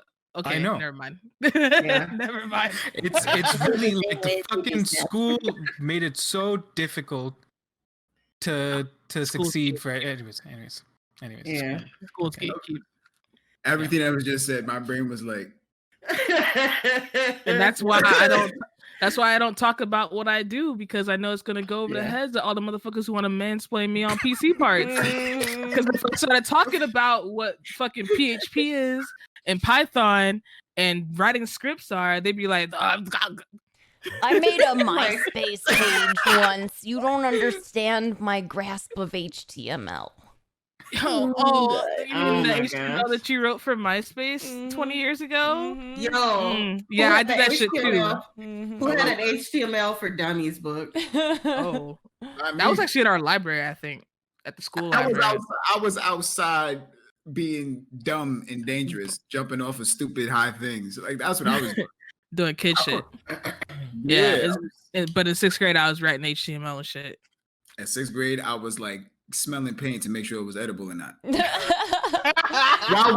then another thing is like that was also like the grade where I worked my job. Like I was working. I'm glad you smelt it first. Yeah, that's very helpful. I'm glad you checked to see. I had it first. Listen, he had a strategy. Everything I did. I respect it. It was trial and error though, because when I was a kid, I ate a penny, and it was like I was a child. none of you are in any position. No one in here is in a position to judge me. But if you are, you're a horrible human being. My point is, I ate a penny, and in my brain, I thought to myself, that wasn't a bad idea. After I did it, it was a horrible idea. It did. Don't do it, by the way. Right? And do we need to add a fucking disclaimer here? Jesus. Don't eat pennies. But like when as I got, that was when I was like a child. Like I was like, I want to think I was a toddler because I vaguely remember it, but I know that I was like really young. It was one of my earliest memories. Anything that smelled like a penny after that, I knew you don't eat it. So wait a minute. Okay, I'll give you a point for that. If it had any indication of a smell like copper, I didn't eat it. If it didn't smell like copper, you was eating that shit. I was adventurous. I was like, kid, leave me alone. I'm not doing it now. You can't judge me like I'm doing it now. 27 years, literally agreeing with the logic. She's down there. She's like. So the reason I made the face, we're gonna have to take it here now. So once upon a time, I worked at IHOP when I was like 18 or something. I was a waitress, and I worked with these girls who were far more sexually adventurous than I was at the time. And one of them was having a conversation with the other about eating the booty. Sinners. And they basically said that you just act like you're kind of licking a penny because that's sort of what it tastes like. So I know what ass tastes like. That's why I was laughing, because you're like, so I learned I don't eat stuff that tastes like penny. And I'm like, so he don't eat ass. Okay, so groceries are off the table for if your asshole smells, if your asshole tastes like copper, something's wrong. So I'm trying to think right now. Bro, eating. I'm just saying. I'm trying to think. Girl, like, who knows what these girls' experience was like? I'm just saying, if your butthole tastes like copper, then I think there's a conversation that needs to be had. That there's something need some seasoning. Oh my god! There's an imbalance. Y'all need to drink some fucking water. Oh my fuck! First of all, all right. Whose asshole tastes like pennies? That's different. That's different. Some motherfuckers is just built Holy different, shit. clearly. I actually,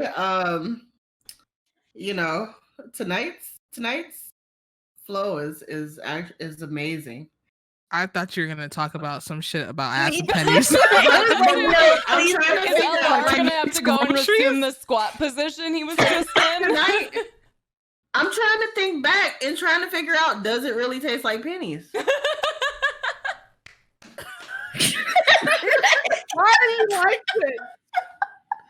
So this is just turning into your tweets, but live. Oh yes. Yes. Sunny tweets, honestly. My headset works, right? Because it's wireless. My headset works no matter where I go in my apartment. Magic. So I'm literally like, I'm in the kitchen, and all I hear is, I'm trying to think if it tastes like pennies. Like, why are you like this? But I don't think black man ass tastes like pennies. Good to know. I'm taking a note of that. Where is what's your sample size, Sonny? What is the sample size? What's your sample size? Can we rely on your data here? Yeah, I'm gonna see a research paper. This is going really far. We're talking a double-blind study here, like a blindfold, just moving down the line of booties. What was the control? Black man ass don't taste like pennies. I like it here. Anyway. Holy Congratulations on being a part of G1. yes. Congratulations. Yes. Thank you. You know, this actually ties Get in your really money, well, black though. man. This ties in well because like we're joking around about Sunny and her fucking tweets and the shit she puts out and how great it is. Nagi, like you've talked about how you are unapologetically you speak out, you are very vocal, Have you Absolutely. noticed that being detrimental in any aspect of your life? Yes. Like it's honestly it's been but there's aspects to it, right? There's a very large amount of respect that comes with being severely unapologetic. But you can also be that way while being a complete idiot with your words. We've seen that. We've watched it.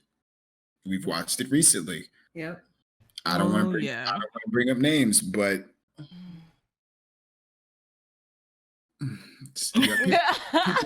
yes, people give me headaches and gas. Like that's really weird.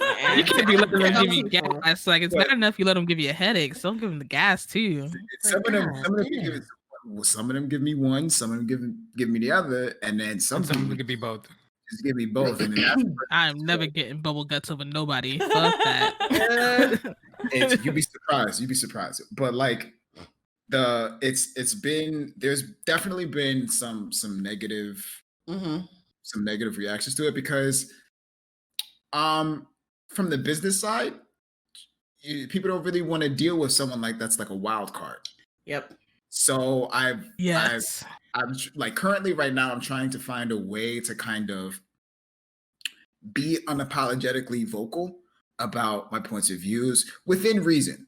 And when I say within reason, I obviously mean because there's a difference between having an opinion and then forcing an opinion, right? I can have an opinion about it, and that doesn't necessarily mean that opinion, one, needs to be heard, or two, has any real weight on the conversation. If I feel that way about something, I feel that way about something. If I don't, I don't.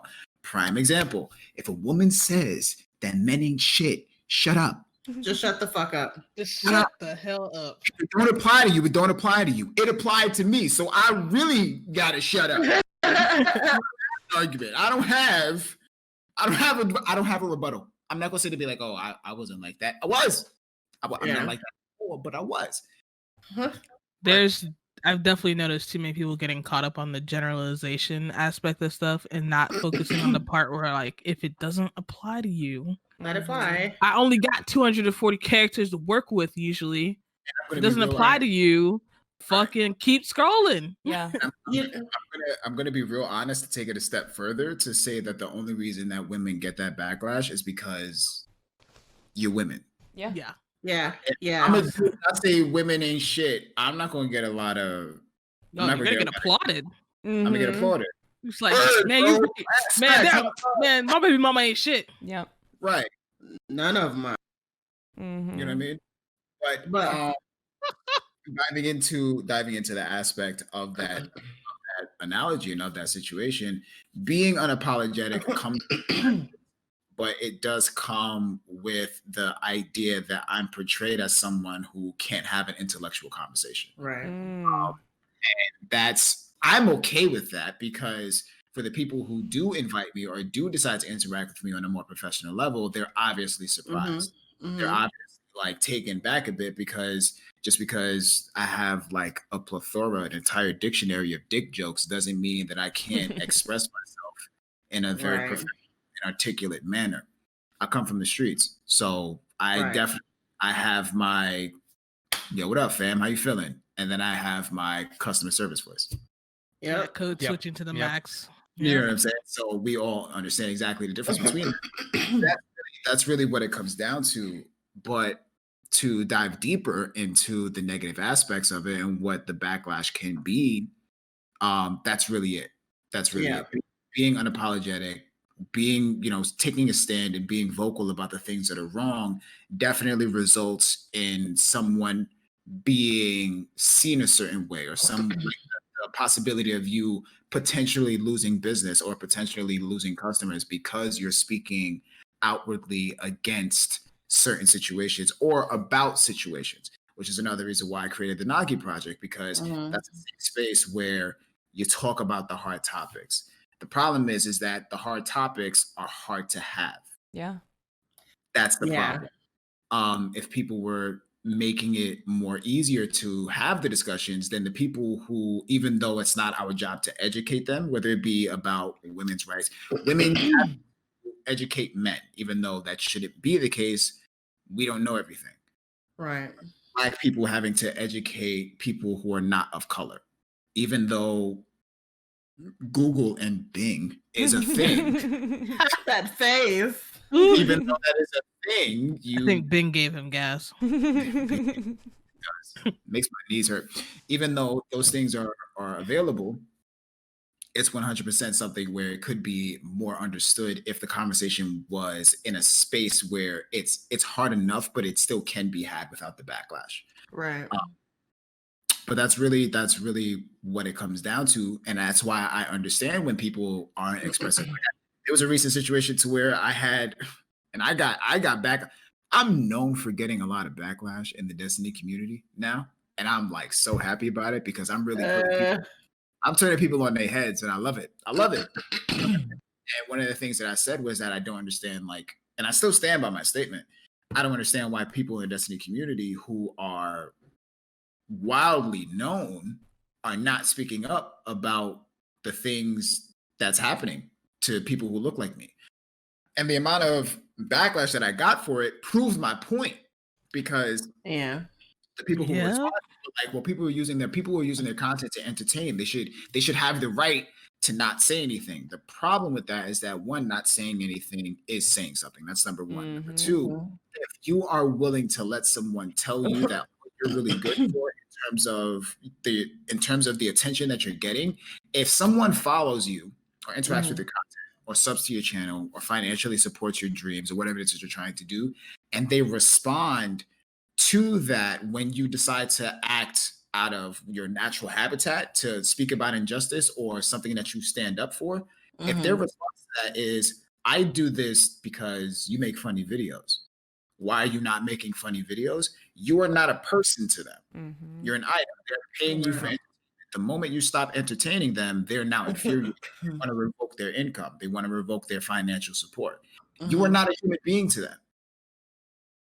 That is a problem. It's the same exact thing to where we had an entire uproar about that journalist who said that LeBron only needs to dribble a ball. Shut up and dribble. Yeah. Shut up and dribble. You're literally being told to shut up and dribble. And you are not speaking out because of mental interactions with that possibility, to where you're being told to shut up and dribble.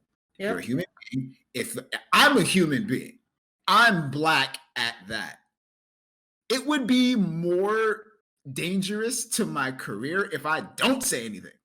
And I'm not even saying it because it's about my career. I'm saying because it's the color of my skin. It's attached to my flesh. I can't change that. I can't take it off. I don't want to. I look good. But wait. So it's like it's a situation to where, I have to say something. So me, I dropped sponsors because they didn't say anything about nothing. I left company. I don't care. I'm Black. How am I going to sit there and just not pay attention to that? How am I going to ignore that? So it comes with a lot of respect. It comes with a lot of negative responses, but it really has to do with what you're willing to tolerate, what you're willing to endure when it comes out, what you're willing to sacrifice as well. You know what I mean? Yeah. Because I would be doing the exact same thing no matter what size platform I had. I could be monumental. I'm still going to say that it's not okay to kill Black people in broad daylight and cold blood and get away with it. Why is that okay? And with the folks that are too scared to use their platform to say anything, specifically the white content creators, this shit doesn't make no sense to me. Didn't you just see someone large like Dr. Lupo speak out about this stuff?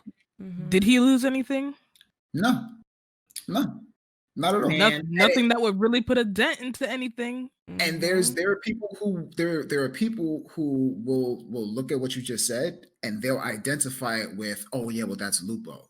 Yep. I was just gonna say that's Lupo, but that's Lupo, not Joe Smo 67 with 40 followers. Right. Or even to try to throw dirt on Lupo's name. Oh, well, that's Lupo. He gets more recognition for being white and saying something like that. Now he's going to get more business. So it doesn't hold the same weight. It doesn't do the same as that.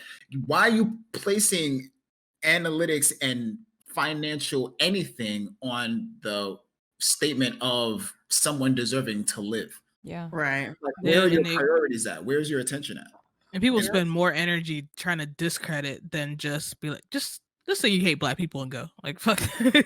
I would much rather you just tell me that you don't want to interact with me because and just go on your merry way. The same way that I could ignore porn, you could ignore the color of my skin. Move along. You don't gotta. You know what I'm saying? Like, I don't care. Obviously, I'm not expecting everyone to kumbaya and all of that. That's not what I want. I'm pretty sure that half of the people we are fighting for equality. We are fighting for safety. We want the same exact thing that everybody else has. We are tired of having less. We are tired of being treated as less. We are tired of being deprived. We are tired of being belittled. We are tired of literally being cattle. It's ridiculous. What are we talking about here? What are we having a discussion about? I'm not trying to steal the food off your table. I'm trying to have an opportunity to have my own fucking food. Why can't I have my food? I'm hungry. I just want to eat. Why I gotta have a small plate? Why you gotta get all the cornbread and not get right? What is up with this? I'm not okay with that. Why? You know Someone said it best that you're lucky we're fighting for equality and Right. not for more than that. Right. Because that's a whole nother conversation. But one of the most go ahead. Nah, you go. I was gonna say, like, one of the most common things I'll see on Twitch is like, well, you know, I really come here for like video games. I don't need politics or all of this, but like, how can you say that when it's a human lives are at stake? This is not political. This is not like, this literally affects all of us. You know, it affects the content creators themselves, a lot of them. Yeah. How can you expect them to just turn a blind eye and not say their piece or not fight for what's right when they need to make their own living, or they need to be right with themselves, their own conscience, you know, stand up for their friends. And it goes back to what you were saying, Nagi, about them thinking that we're nothing more than their entertainment. Yeah. Like, we're dehumanized to a lot of people. And dribble. Look at basketball. Look at football. Mm-hmm. Who's usually the owner of those teams? Older white man. Mm-hmm. So I'll say this: I've been apologetically me for years. I got on Twitter, you know, back when it was new-ish. And I've just always been me on my timeline. You can go back as far as 10 years ago and my shit is the same. Yeah. What I will say though is that I came into Twitch space, I want to say around 2014, 15, something like that. And I started adding people and, you know, following people. And I realized that around the time Philando Castile was killed, that motherfuckers just didn't give a fuck about, you know, me as a black woman, because like I said, I've tweeted how I've tweeted for years and years and years. And when Philando Castile was killed, that was when he was murdered, that was when I got my first experience of, I just come here for video games. And I, you know, I had to argue. And at this point now, I don't argue. I will tell somebody to shut the fuck up and mute them quick now. But at the time, I wanted everybody to understand that I'm a human being. I shouldn't have to argue with people to let them know that while you don't want to hear about a black man being murdered, my husband resembles that black man. And my husband could have been that black man. I could have been that wife sitting in the seat next to him as he bled to death. Right. And it's at this point, like I said, I'll tell a person to shut the fuck up, but I've curated my timeline enough to where I don't even get the backlash or the comments anymore. I think people have either learned to leave me the fuck alone, or, you know, I've blocked enough of them that they don't even speak to me. I can see that. I guess because when I do it, I'm usually, I mean, I don't know how you've conducted your interactions about telling people to shut the fuck up and not getting backlash. Please teach me your ways. You mute them after you tell them to shut the fuck up. I tell them to shut the fuck up, and then I mute the whole conversation. Oh, so they just argue with themselves? got Yes. And then they Overwatch scream lobby, into the you hit void. GG and leave. got it. That's what I'll do from here on out. But my interactions, like my entire response to everything that has happened, because again, while that was happening, while all of this was happening, we had just lost Mixer. Yep. I was still dealing with my relationship, calling it quits. Yeah. I was still dealing with my mental capacity of everything that I worked for, like like I said, all the things that I'm dealing with now. I'm still dealing with it. But I don't know if you guys remember that video of that little black kid who was playing in the parking lot, and they was trying to put emphasis on what fear of living while black is, to where the kid was playing in the parking spot of his house. Yeah. Oh, in the driveway. Yeah. Yeah. Driveway, and the car drove by, and the kid. Oh, Yes. and hid behind. Yes, he hid Mhm. behind the car because he was playing basketball. He had no idea, and that happened during the entire time of the riots. I live in Atlanta.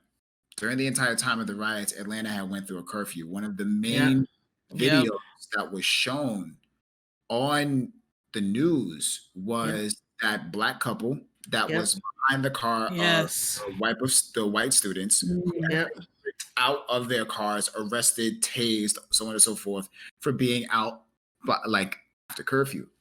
That video showed out, and curfew ended at, I think, 9 in Atlanta. Yep. I have to be at work at 5 a.m. So I walk to work, and I walk. I'm in Atlanta, and everyone who knows Atlanta, there's no like real sidewalks anywhere. Like I'm walking. It's a 30-minute walk. I enjoy it. I get to listen to my music, peace of mind. I'm chilling. The problem is that every single car, every single car raises my blood pressure, raises my anxiety, raises the hairs on the back of my neck, because I don't know if it's a car that's willing to arrest me. I don't know if it's a car that look the way that I look and it's causing problems in the world. I don't know if someone is just ready to cause some problems that night. I don't know. And that's been my reality throughout the entirety of this entire space. And dealing with that is in itself such a simply just being black is traumatizing enough. Being black and a male has its own battles, and being black and female or women has its own like battles. They are completely separate. And obviously, in my personal opinion, black women have it worse. That's how I feel. Black women have it worse because it's a double. Get disrespected by everybody. It's a double, triple, quadruple whammy. Like y'all just think I'm a criminal. Y'all just think I'm a rob you. Yeah. Black women is like underappreciated, disrespected, over-sexualized, a porn category. Y'all are just like a joke to everybody else. They only hire you because of your physical nature, whatever. You can't have specific hair. I can't have specific hair. If you have curly hair or whatever, because you can't have long nails. Like all of it is just from head to toe. You just deal with whatever. And it's being in that space and being in that mental capacity, and then having to deal with that on Twitch and in a streaming community. You spend your entire career trying to build this up, just to realize that the people who you're building this strong foundation on only come to you so that you can shut up and dribble. That's when it's like I don't care anymore. And that's just me. I'm pretty sure I do care about a lot of things. Obviously, I care about my channel. I care about my community. I care about everything I'm doing. But in comparison to my self-respect and the survival of my people, I don't care. Yeah. I was born Clifton King. I was born black Clifton King. That's a powerful name. That really is. You sound like a boxer. It's fun. I used to box. I used to box. My father was in the Golden Gloves. I'm actually the third. So my name is Clifton Elijah King the third. That's my full name. That is a good name. Boxer name. I was born black I wasn't Nagi until 2-3 years ago. Mm. Nagi is not who I am, even down to the color scheme. The color scheme, everything in my channel is thought out. Everything. Yeah. My color scheme represents power and peace because purple is the color of power, and pink is the color of love, which is a combination of red and white. White being omniscient silence, and red being power. Yeah. Combine power and silence, and that's pure peace. So as everything is thought out, everything is connecting to Black excellence. Yeah. I just see purple and pink. That's just, you know what I mean? And that's cool. I'm okay with that. But there's like so much behind all of the things that Black people deal with in the streamer space, because, and it's not just Black people, it's magnified with Black people.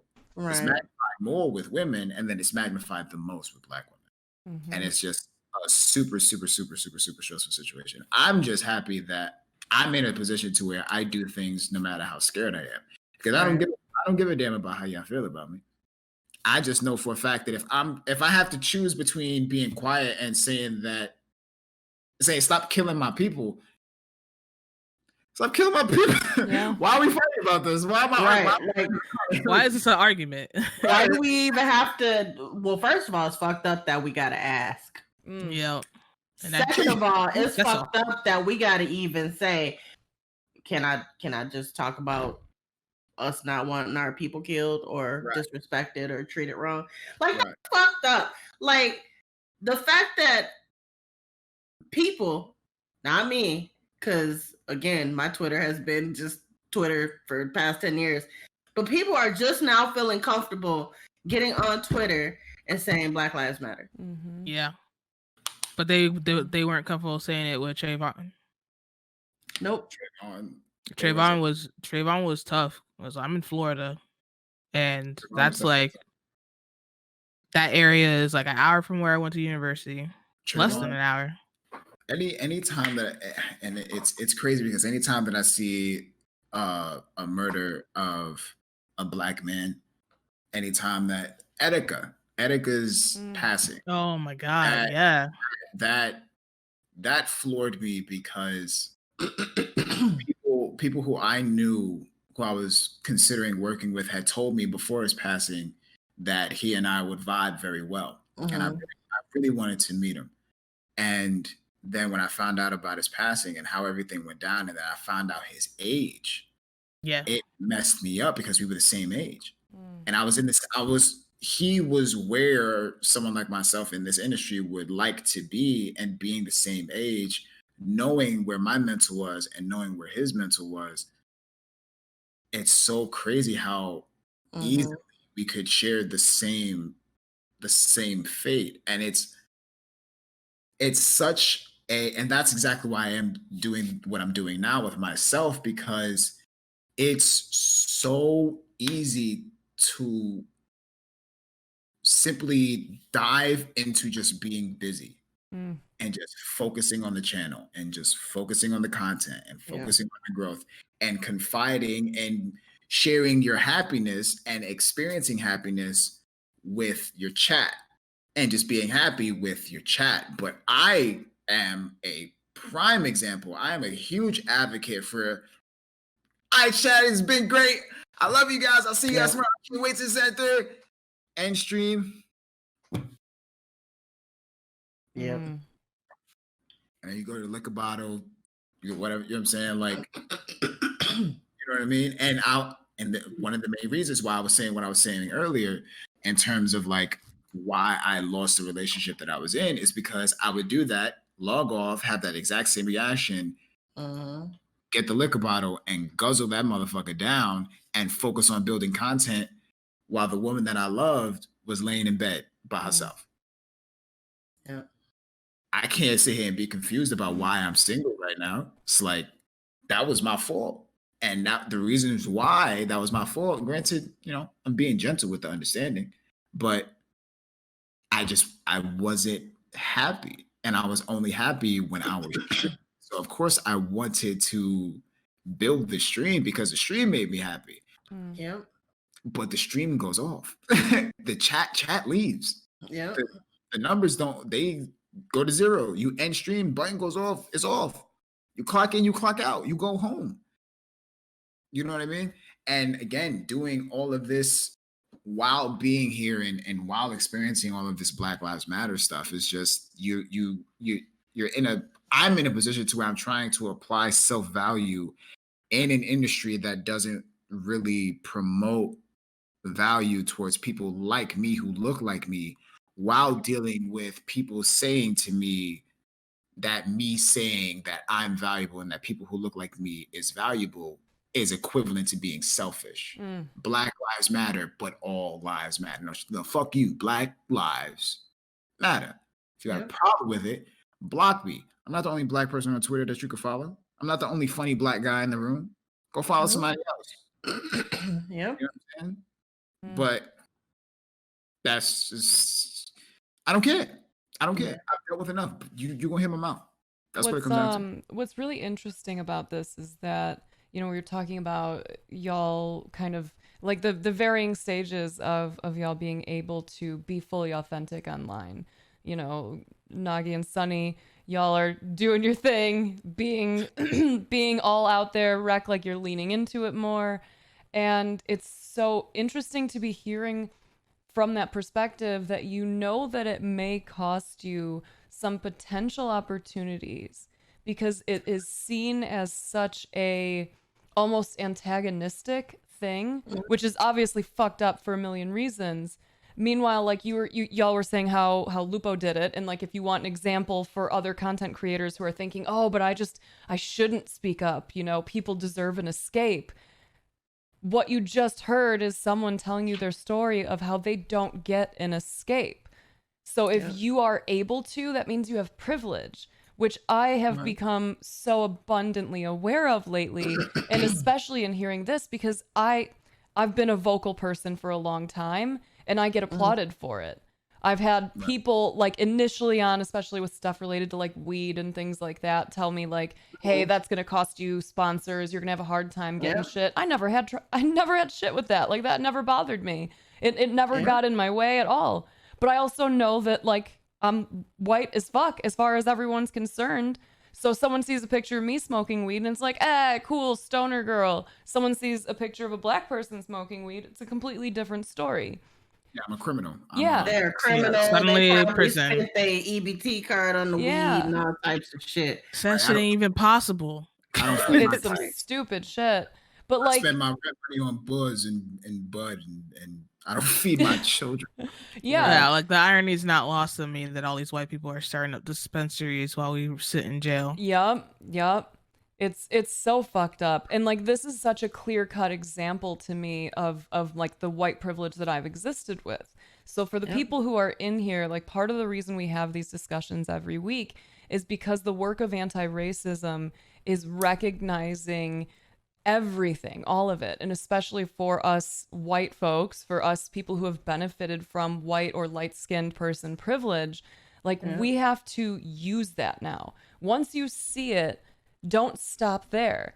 Use that privilege to speak as much as you can, because what you're hearing here is a lot of people who are fucking exhausted. So for you to sit back and say like, nah, man, I'm doing a good thing here by giving people a place to escape. What you are perpetuating is the idea that this is something escapable, that this is something that should be stepped away from at times, when if you have that option, it's a privilege, So it's so fucked up. It's so sad. And I remember as like my content changed and I started being a little bit less aggressive about my delivery of my messages and stuff. And then everything happened with George Floyd, and I started putting out even more content than I had been, because everything was kind of singularly focused on like mindfulness for a while. I had that thought of like, I'm probably going to lose some people over this because people don't like to hear about it, which is horrendous that we're talking about people's lives here, and they politicize it and they make it into something that it's not. And when I only lost under 50 followers across that, like the 2 or 3 weeks after of like just being all up on it, and then seeing some of my friends talking about how they were just tired of getting hate, meaning like friends who are people of color, friends who are Black, like they were just tired of it. Meanwhile, I'm seeing, you know, a handful of comments that I can mute, but like nothing, you know? So Yeah. this is an opportunity for all of you out there who are in a position where you want to be an ally. It doesn't matter if it makes you uncomfortable. It doesn't matter if it makes your audience uncomfortable. That is the necessary work of this. There is no part of this where you get to stay comfortable and also do your fucking part. Like, listen to what you're hearing here. That's why we have interviews like this, why we're bringing folks in to hear their perspectives all the time. Because this is what we talk about with why we don't allow this shit to fly on Twitch. Why it's not as simple as like, oh, just grow thicker skin, just block them, just ignore them. Like, y'all just heard Nagi talk about his experience morning to night. It doesn't stop. He has to walk to and from work thinking, uh-oh, every time he sees a car, getting nervous when he sees cops, and then come on Twitch and see people come in his stream and say some stupid shit. So like, two things. One, speak up more using whatever platform you have, regardless of the size. And two, speak up more in every fucking moment that you see an opportunity to. It will make people uncomfortable. Some of your friends are going to be grumpy little shits about it. That's their fucking problem. Yeah, that's not your problem. Your problem is working on this problem. Right. That's the deal. Like, if you are in a position of privilege, it is time to use it. And like going back to the curfew thing for a bit, I feel like people don't understand like how rough like that curfew situation was. Like, I know for you, of course, with the off hours that you had to walk to work, like that shit's like totally horrendous, terrifying. And like for us down here, like in South Florida, we had a curfew as well. And like my husband works late, he's Hispanic, and I was just like freaking out because I was like, hell, like if they hold him late at work, he's gonna get caught in this curfew. It doesn't matter that they know that he's an essential worker. Like, it's the same situation because he's not white, right? And you know, like a couple months ago, I had to go to the ER, but the night that I had pain, I told my husband I didn't want to go because we had curfew. Yeah. We would have had to have driven past the police station to get to our closest hospital, and I was like, I'm not going. Like, it ain't happening. I'm not going because anything could happen. Two minorities in a car driving past the police station at 3 a.m. after curfew, because curfew didn't lift for my county until 6 a.m. 7 a.m., something like that. And what did that fear almost cost you? Yeah, basically, if I didn't have the doctor's appointments I had already set up that week, I wouldn't have made it through that weekend. So it's either cost my life going to the hospital the night I had pain, or you know, not make it to the doctor at all because it's already a challenge with like all the COVID stuff happening. And they told me I would have been dead that weekend if I didn't come in when I did.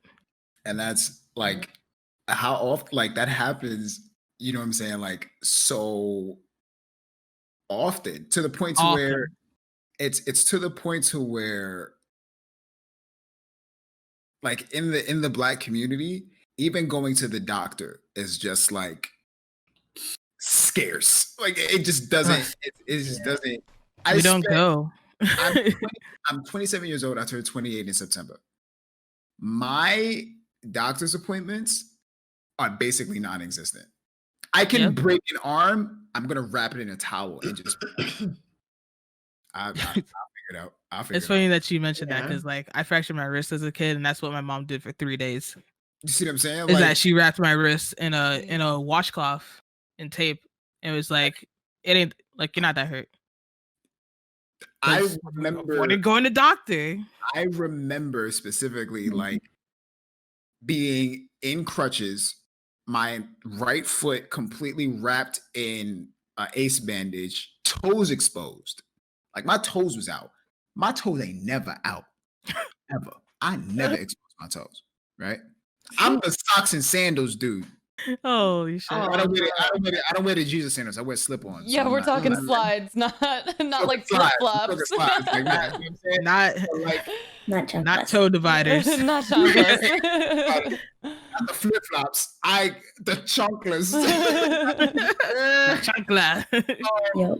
I remember like working at Starbucks, like in crutches. I was on bar, I was making drinks, but I 100% was in crutches because I didn't do anything about my health. We just don't go.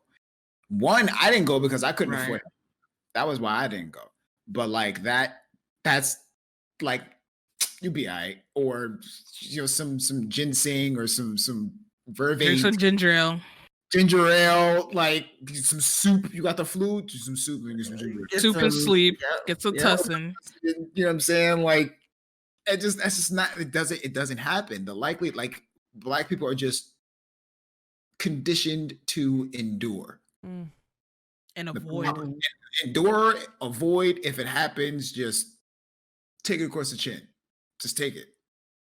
That's how we're like whole demographic. That's all we have to do. That's all we can do. That's all we're taught.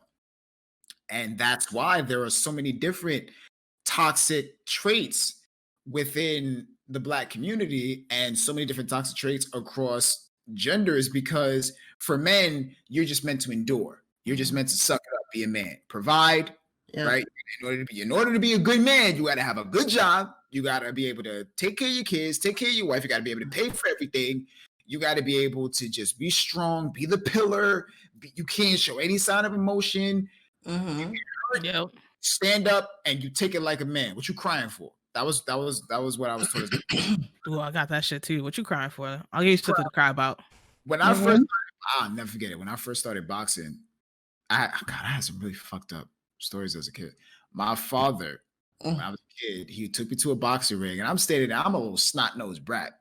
I'll never forget it. I was wearing these really like thick boots. You know how kids are when they wear thick boots. They walk like penguins. Right? So I was like wearing these real thick boots. It was cold. He put me in the ring, and he stands me in front of the mirror for shadow boxing. Anybody who goes to a boxing ring or a boxing, you see the mirrors. The reason why there are mirrors is so that the boxer can study his own form. So when he's practicing and he's shadow boxing, he's basically visualizing himself in a fight so that he can practice whatever it is that he's doing. Exactly. So while that's happening, my father puts me in front of the mirror, and I'm standing there looking like Macaulay Culkin. Like I had the whole beanie hat. I was wrapped up. I was a sardine. Right? He takes off my coat. He takes off my hat. And he looks at me. He was like, "You see yourself, son?" He's talking to me. I'm more excited. I'm like, I'm hanging on my dad. This is great. Woo! And then he's like, "You see yourself?" I'm like, "Yeah." He snuffs right across my jaw. I had no idea what was happening. I just stopped and I looked in the mirror and I like started crying, bawling, tears. He said, "You feel that?" I was like, "What the fuck is that?" He says to me, "Now you know what you need to avoid." And that's how he started teaching me how to box. And I'm like, damn. That's a terrible lesson. Why would you even? What the fuck is that? Like, I was pissed, but at the same time, that's literally how many. Like if that happened to me, how many times of random situations has that happened to many other people? I know for a fact, and this also has to do with the statement of like, what are you crying for? There's somebody else in the world who's dealing with what you're with something much worse than what you're dealing with. So you have no reason to cry. Don't tell your peoples that, because that don't make them feel better. It never does. In fact, it does the exact opposite, because I know that if what I'm dealing with is terrible for me, to tell me that somebody's dealing with something worse, if I got stabbed and you telling me that somebody's dealing with something worse, they lost their whole leg, they amputated. Why is this helping me? This isn't helping me. This is making me feel terrible. This is horrible. This is horrifying. And that statement is meant, at least in my opinion, like I think that statement is meant for people with privilege, because that's a statement for a person like me, right? Because I deal with almost nothing up here, at least not that I've noticed. So that's a statement for me.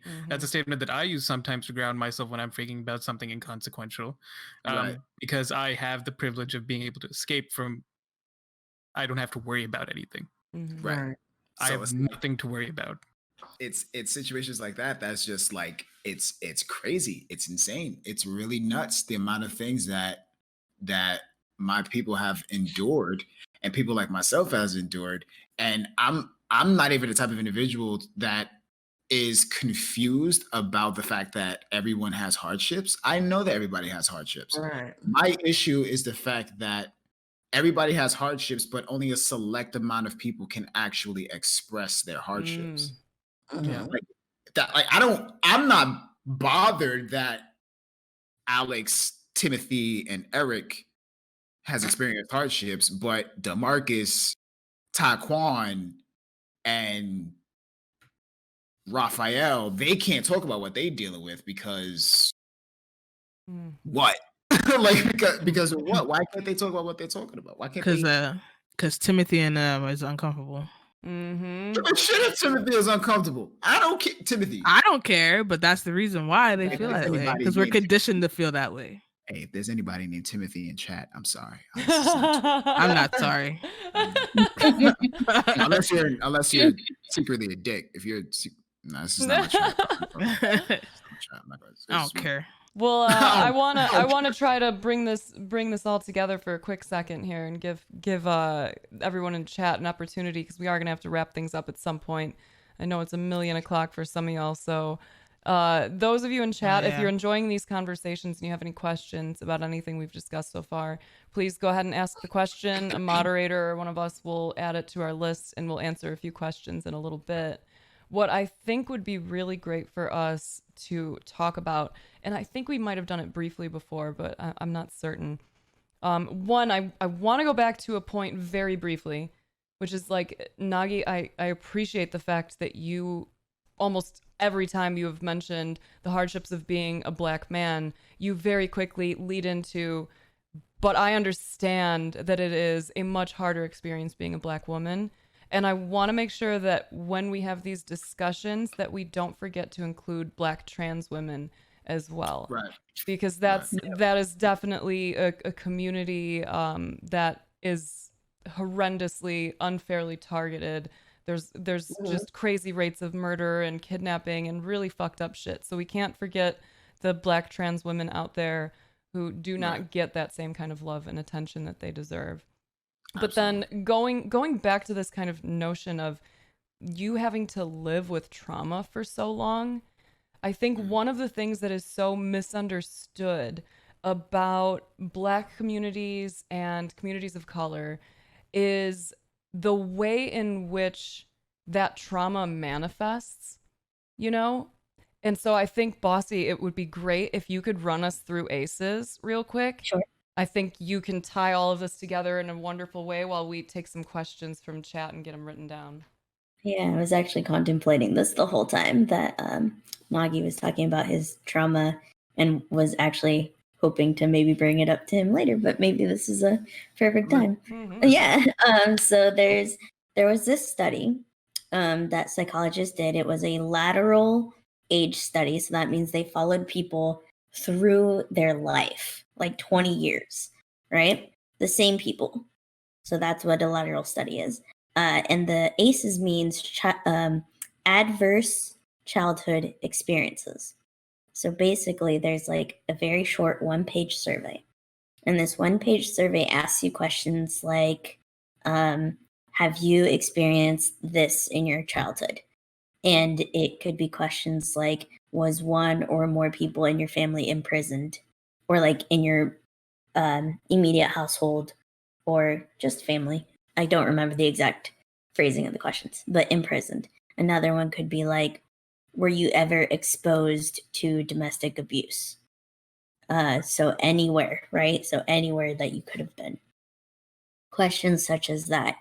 And for every one that you said yes to, that's a point. And I believe it went up, it's either 8 or 10 points. I can't remember the number.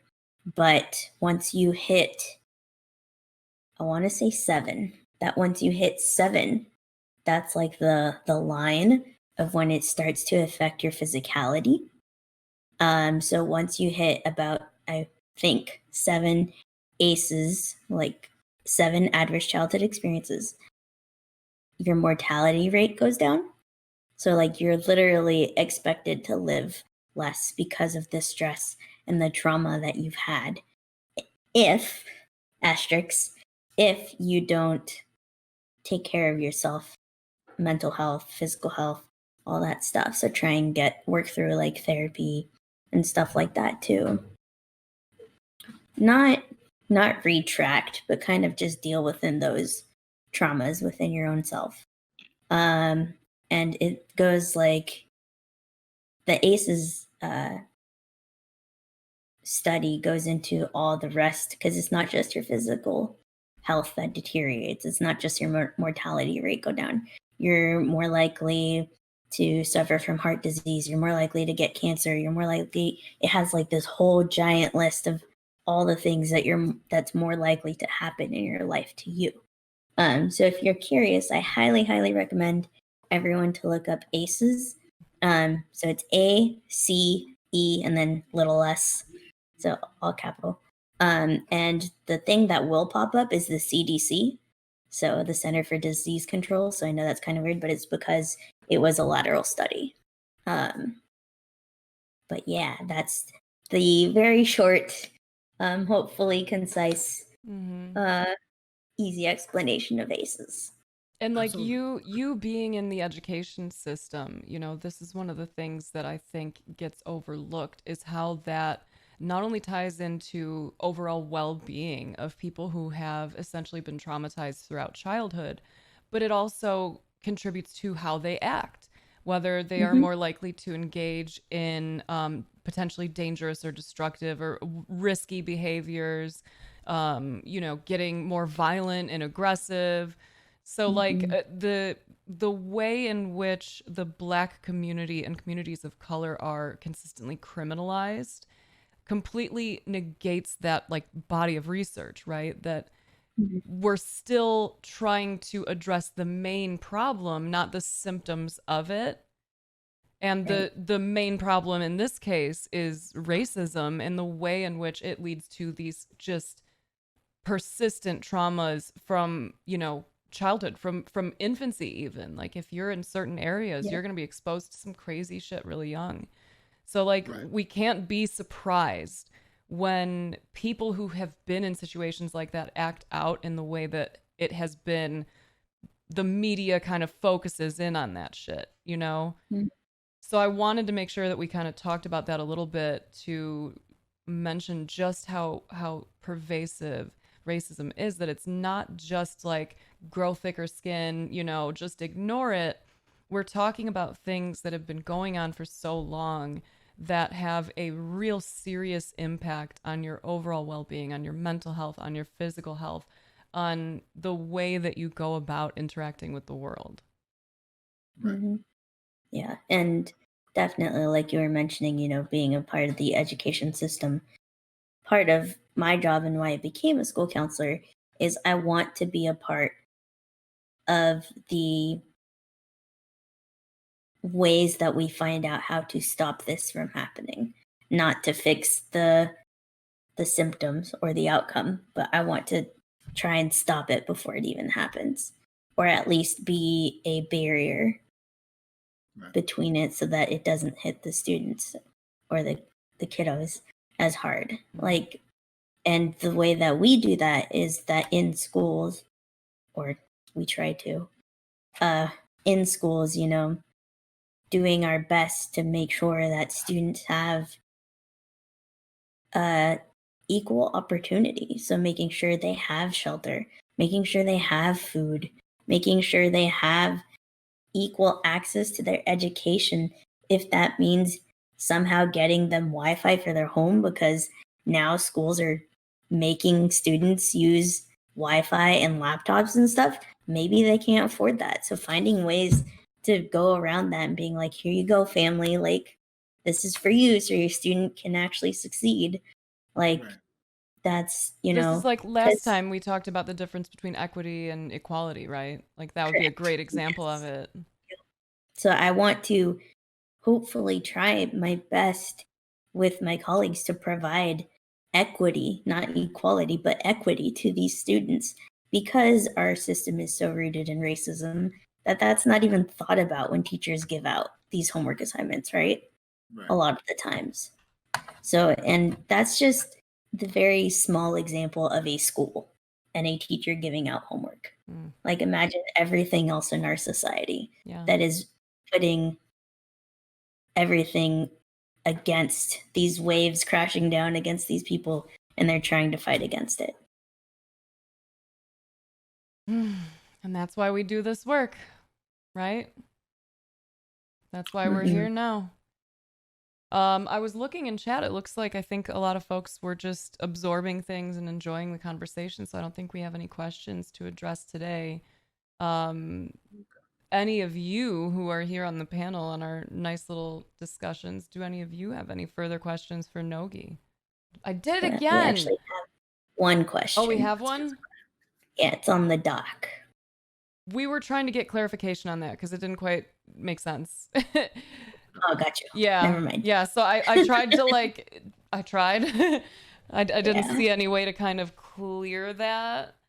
Yeah, I don't know. I'm not sure exactly what he was trying to say, so we're probably not going to tackle that one because I think we'd have to try and guess at it and then answer the guest question. Correct. Yeah. I did have something brief I wanted to say. I brought this up before. Growing up where I grew up as an outsider to North America, I've been very much exposed to Western media of all kinds, music, film, TV shows, and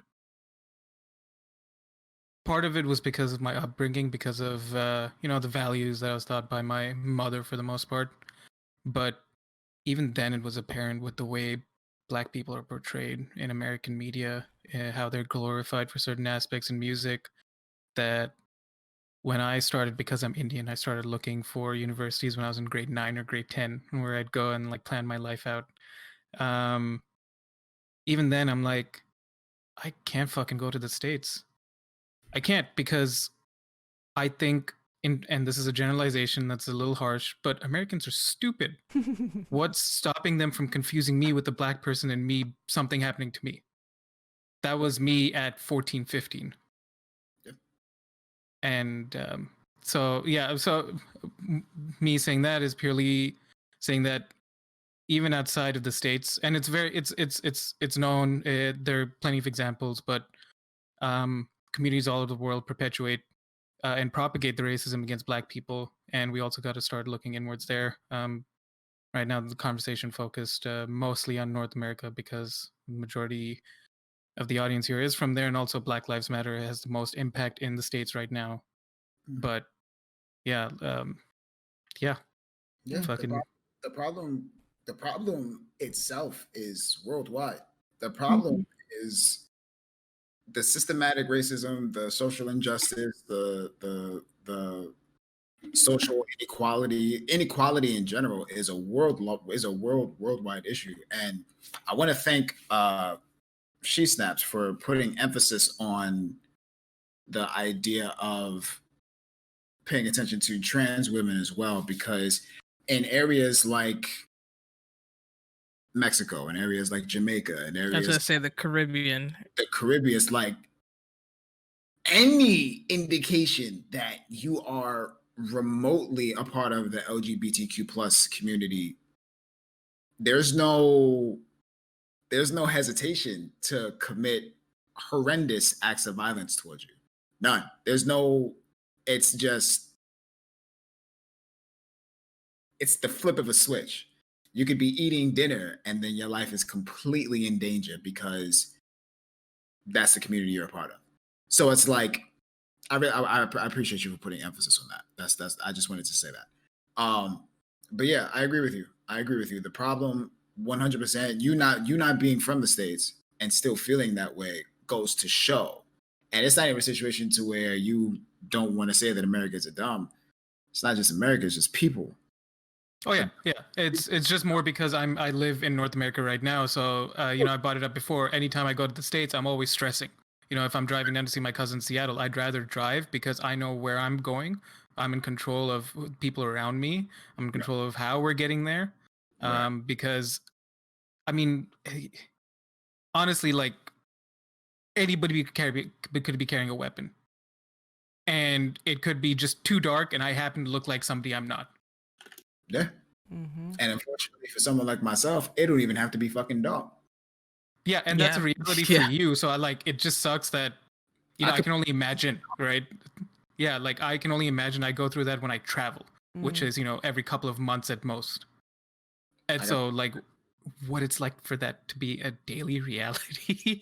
Yeah, and all over the world, a daily reality. It makes me so sad, honestly. Yeah. To the point, it's to the point to where I can get on the elevator, I can get on a bus, I can go to a restaurant. Let's say that SheSnaps is a completely different looking person. It's just different. She's just different. Let's say Snaps is just someone called. She's not Snaps. We're just gonna call her Snaps though. We're standing next to each other. Do one of these and. Yeah. Snaps. My name is Wilbur. Wilbur. With the pencil stash. With the Wilbur, right? Sitting on the bus or sitting at a restaurant and getting on the elevator with me. And I stand next to Wilbur, and Wilbur just grabs their wallet or grabs their back pocket or grabs their purse, whatever the case may be. Some microaggressions, yeah. It's just that happens naturally. And it's to the point to where I walk into a room, and if I see a white person in the room, my natural reaction is, I hope I don't make that person uncomfortable. That's Through how your crazy existence. Like, it's just. That's how rough it is. I walk into a room with a white person in it, and I'm immediately, I don't think about what I'm doing in that room or why I'm there. I'm thinking about, I hope I don't make that person feel uncomfortable. She's probably scared of me. He probably thinks I'm gonna do this. It's to the point to where if I make eye contact with someone that's not a person of color, I think that they're doing that because they're either trying not to be scared of me or they're like, hey, black guy. Yeah. Or like that's fake code switching. What's up there, homie? What's up, home skillet? What up, bro? Come on, man. I'm wearing a name tag. It's like they just you ain't gotta do all that, bro. Like it's just. How was that last episode of Wildin' Out? Oh my fuck. Have you heard that new Snoop Dogg? Oh god. Gross. I'm gonna puke everywhere. Okay, we gotta get to this. We gotta get to this question. We did get one question from Venomous, so we'll tackle this and then we'll let everyone go and get some rest tonight and take good care of themselves because we're all gamers and we put ourselves first, right? Right? Yeah. All right. So Venomous asked, how do people in the panel feel about some movies where at the end they have the same normal stereotypes of success that minority characters have, such as Monica was able to get away from abusive boyfriend and is now a manager of insert chain business here? Okay. I actually just saw someone memeing this on like TikTok, but like on Twitter. So it's making me giggle because like that's the whole like freeze frame shit at the end of the movie, right?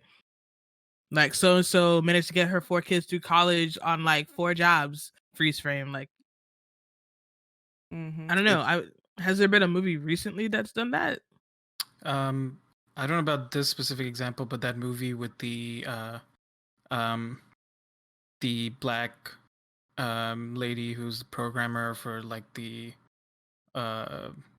moon shuttle. For NASA. Yeah, for NASA.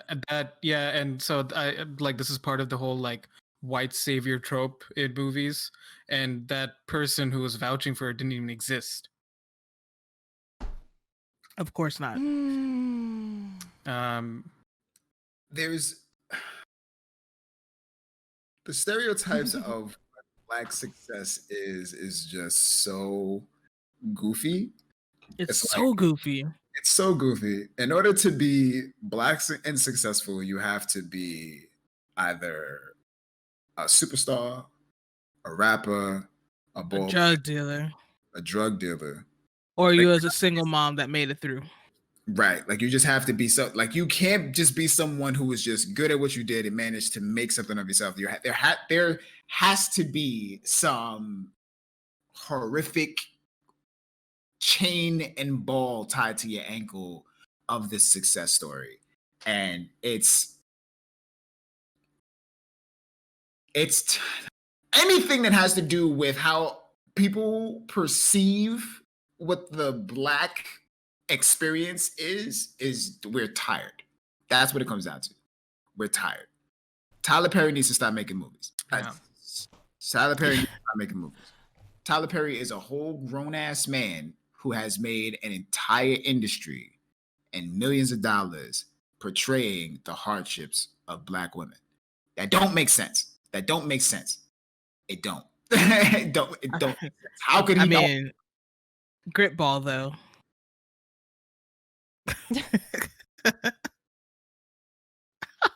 I'm not even gonna do it. No. I'm not even gonna do it. They played Al Green during that. Like, it was so good. We're just tired of it. We get it, we understand, but that's not how every single situation is played out. That's not how every single situation has always panned out.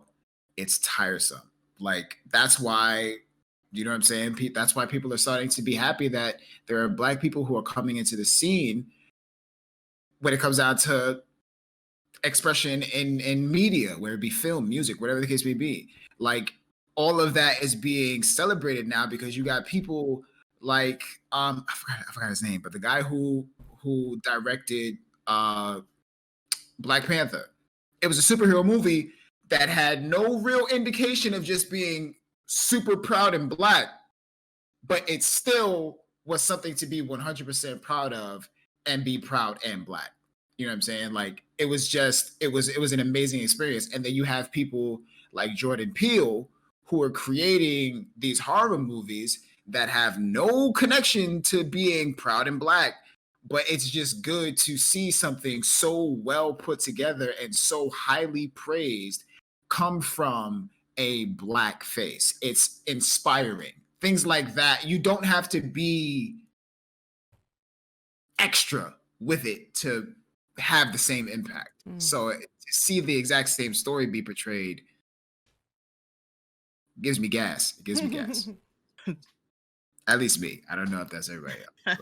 So proper I don't representation. know. I think you gotta go to a matters. doctor for the gas. Yeah. I think I go to a doctor. Seriously. Some like Reno or something. Some gas X. Gas X. Accident. Because people out here just Jesus Christ. It'd be one conversation.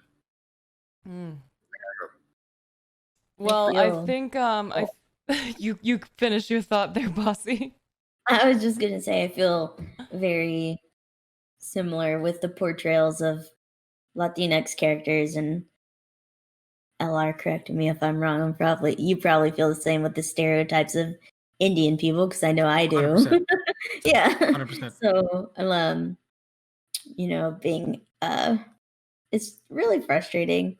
I get so angry. There's a video game that's coming out soon that one of the characters is a Mexican man, and they did so terrible. Like, my very close friend and I are both very upset, and we're like, this portrayal of this Mexican character is so terrible. They make him sound like it's a person that doesn't even speak Spanish who's trying to do a Mexican accent. And just like, and the trope of like him always saying like esse or like stuff like that. I'm just like, really? And it's like a AAA video game that's coming out soon, and I'm just really frustratrated with it. So you could have got away with that in like GTA 3, like ancient history ago, but not in 2020. No, that's fair. And it's like something that, and this video game for me personally, I have many problems with it as someone who's also non-binary, and they have. Do you think it matters if I say the video game? No. It's Cyberpunk. It's Cyberpunk. The Mexican guy, and then like as I know, a lot of the trans community has a huge problem with Cyberpunk in general because they're people are transphobic and they're doing the whole like genital thing, which just is a lot of stuff. But like that's one media that I know that I'm like, I just see things repeating, which I'm sure we many people of color in general see things repeating. I'm sure Indigenous people are tired of how they're portrayed in media too, if at all, because we all know that Indigenous people get, I think, the least representation ever. Mm-hmm. Right. Or the reputation they do get is bonkersly bad, like Assassin's Creed 3. Yes, exactly. Like they couldn't just give him his own story without him being half white. Yep. And then changing his name to Connor. As a huge Assassin's Creed fan, Assassin's Creed 3 was one of the hardest games to play. Like it was I enjoyed the game. Like I liked the game and its setting. I just didn't care for how they wrote his story because they wanted to lead into a plot of like going into Black Flag where it's like the stuff that happens before Assassin's Creed 3. I'm like, you could have done that without making him half white. And then come out with Assassin's Creed Origins, which is fantastic. And then cool. But it's just coming from that. It's like, but I agree 100% with what she's saying. I agree with that. It's very unfortunate. It's very unfortunate. Mm-hmm. And it goes to show that it really comes down to a situation to where everyone feels like they can do us better than us. And they don't want to give us the opportunity to be ourselves. But they profit from being us and then chastise us for being us. So it's like just all of those Fortnite. Did they pay that girl? I think for her they might have paid her, but like the rest of everything else, all the other people. Yeah. And even going back to Origins, like it recently came out like through like all the nonsense that Ubisoft's going through as of late, that the original idea for Origins is that you're gonna play as his wife for the majority of the game. That would have been dope. It would have been dope. Badass character. What do you mean? High-level folks at Ubisoft with all their misogyny and stuff were just like, no, that's not gonna sell us games. And one of my biggest arguments is that, there's no major. When I say major, I mean major consoles. Do not talk to me about PSP. Do not talk to me about a portable console of any sort. Major consoles that you hook up to your TV. There is no Assassin's Creed where you play as a woman by herself without the option of being a man. There is no singular woman lead Assassin's Creed game.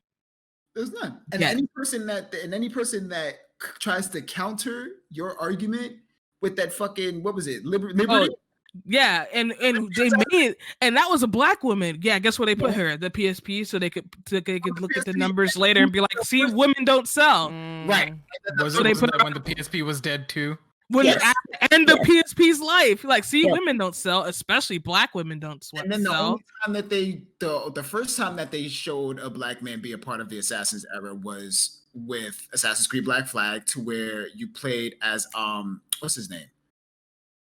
Oh God, I forgot his name. But he was a slave. Yep.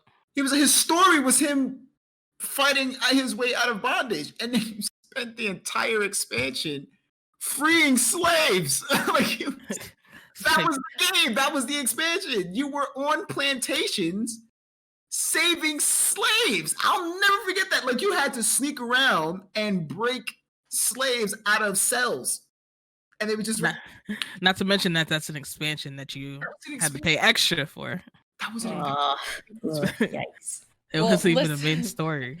We gotta start shutting this down, or we'll talk about representation all day. Because I'm thinking about like makeup and stuff too, and them saying, "Oh, we didn't make the shades because we didn't sell enough of them," and all the stupid shit that comes from. And then Rihanna showed up. I know.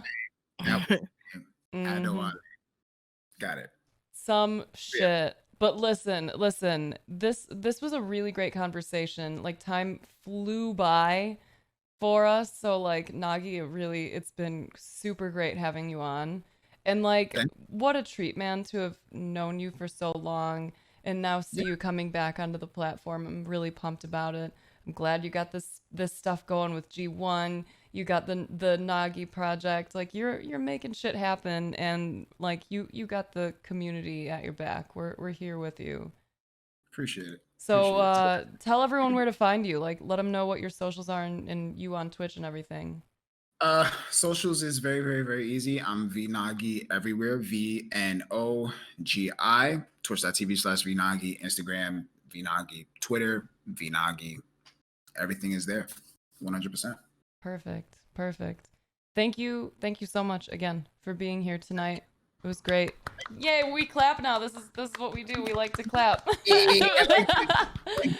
was the most begrudging clap from Rex. It was definitely an honor. Being here. I appreciate it. Thank you all, everyone. It's great having you as the co-hosts for this every week. I really enjoy it. As far as I know, based on our conversations we had earlier, our next conversation is going to be great too, and it ties in with a lot of what we talked about today, in that Black women are not really treated very well. So our next guest is going to be Mira. We're looking forward to having some good conversations with her, and that'll be next Friday, same time, 10/9 Central. So we are going to go and host a Nubis. Or raid, because I know how to fucking do stuff on my stream. So shout out Nagi, shout out all the people on the panel, please, so everyone can go follow them, go support all of the things that they do. LR talks about representation and a million other great things on his podcast. So if you hit !LR, you can go and listen to his podcast. It's very interesting. I think you'll enjoy it. The intro's very professional, unlike how our intros typically are here. Oh my goodness. Sorry, okay? No, it was me. That was all me. All me. Only fans. Oh my god. But yeah, thank you everyone for tuning in tonight. This was great. We all super appreciate you. We're gonna raid Anubis, and we'll see you next Friday.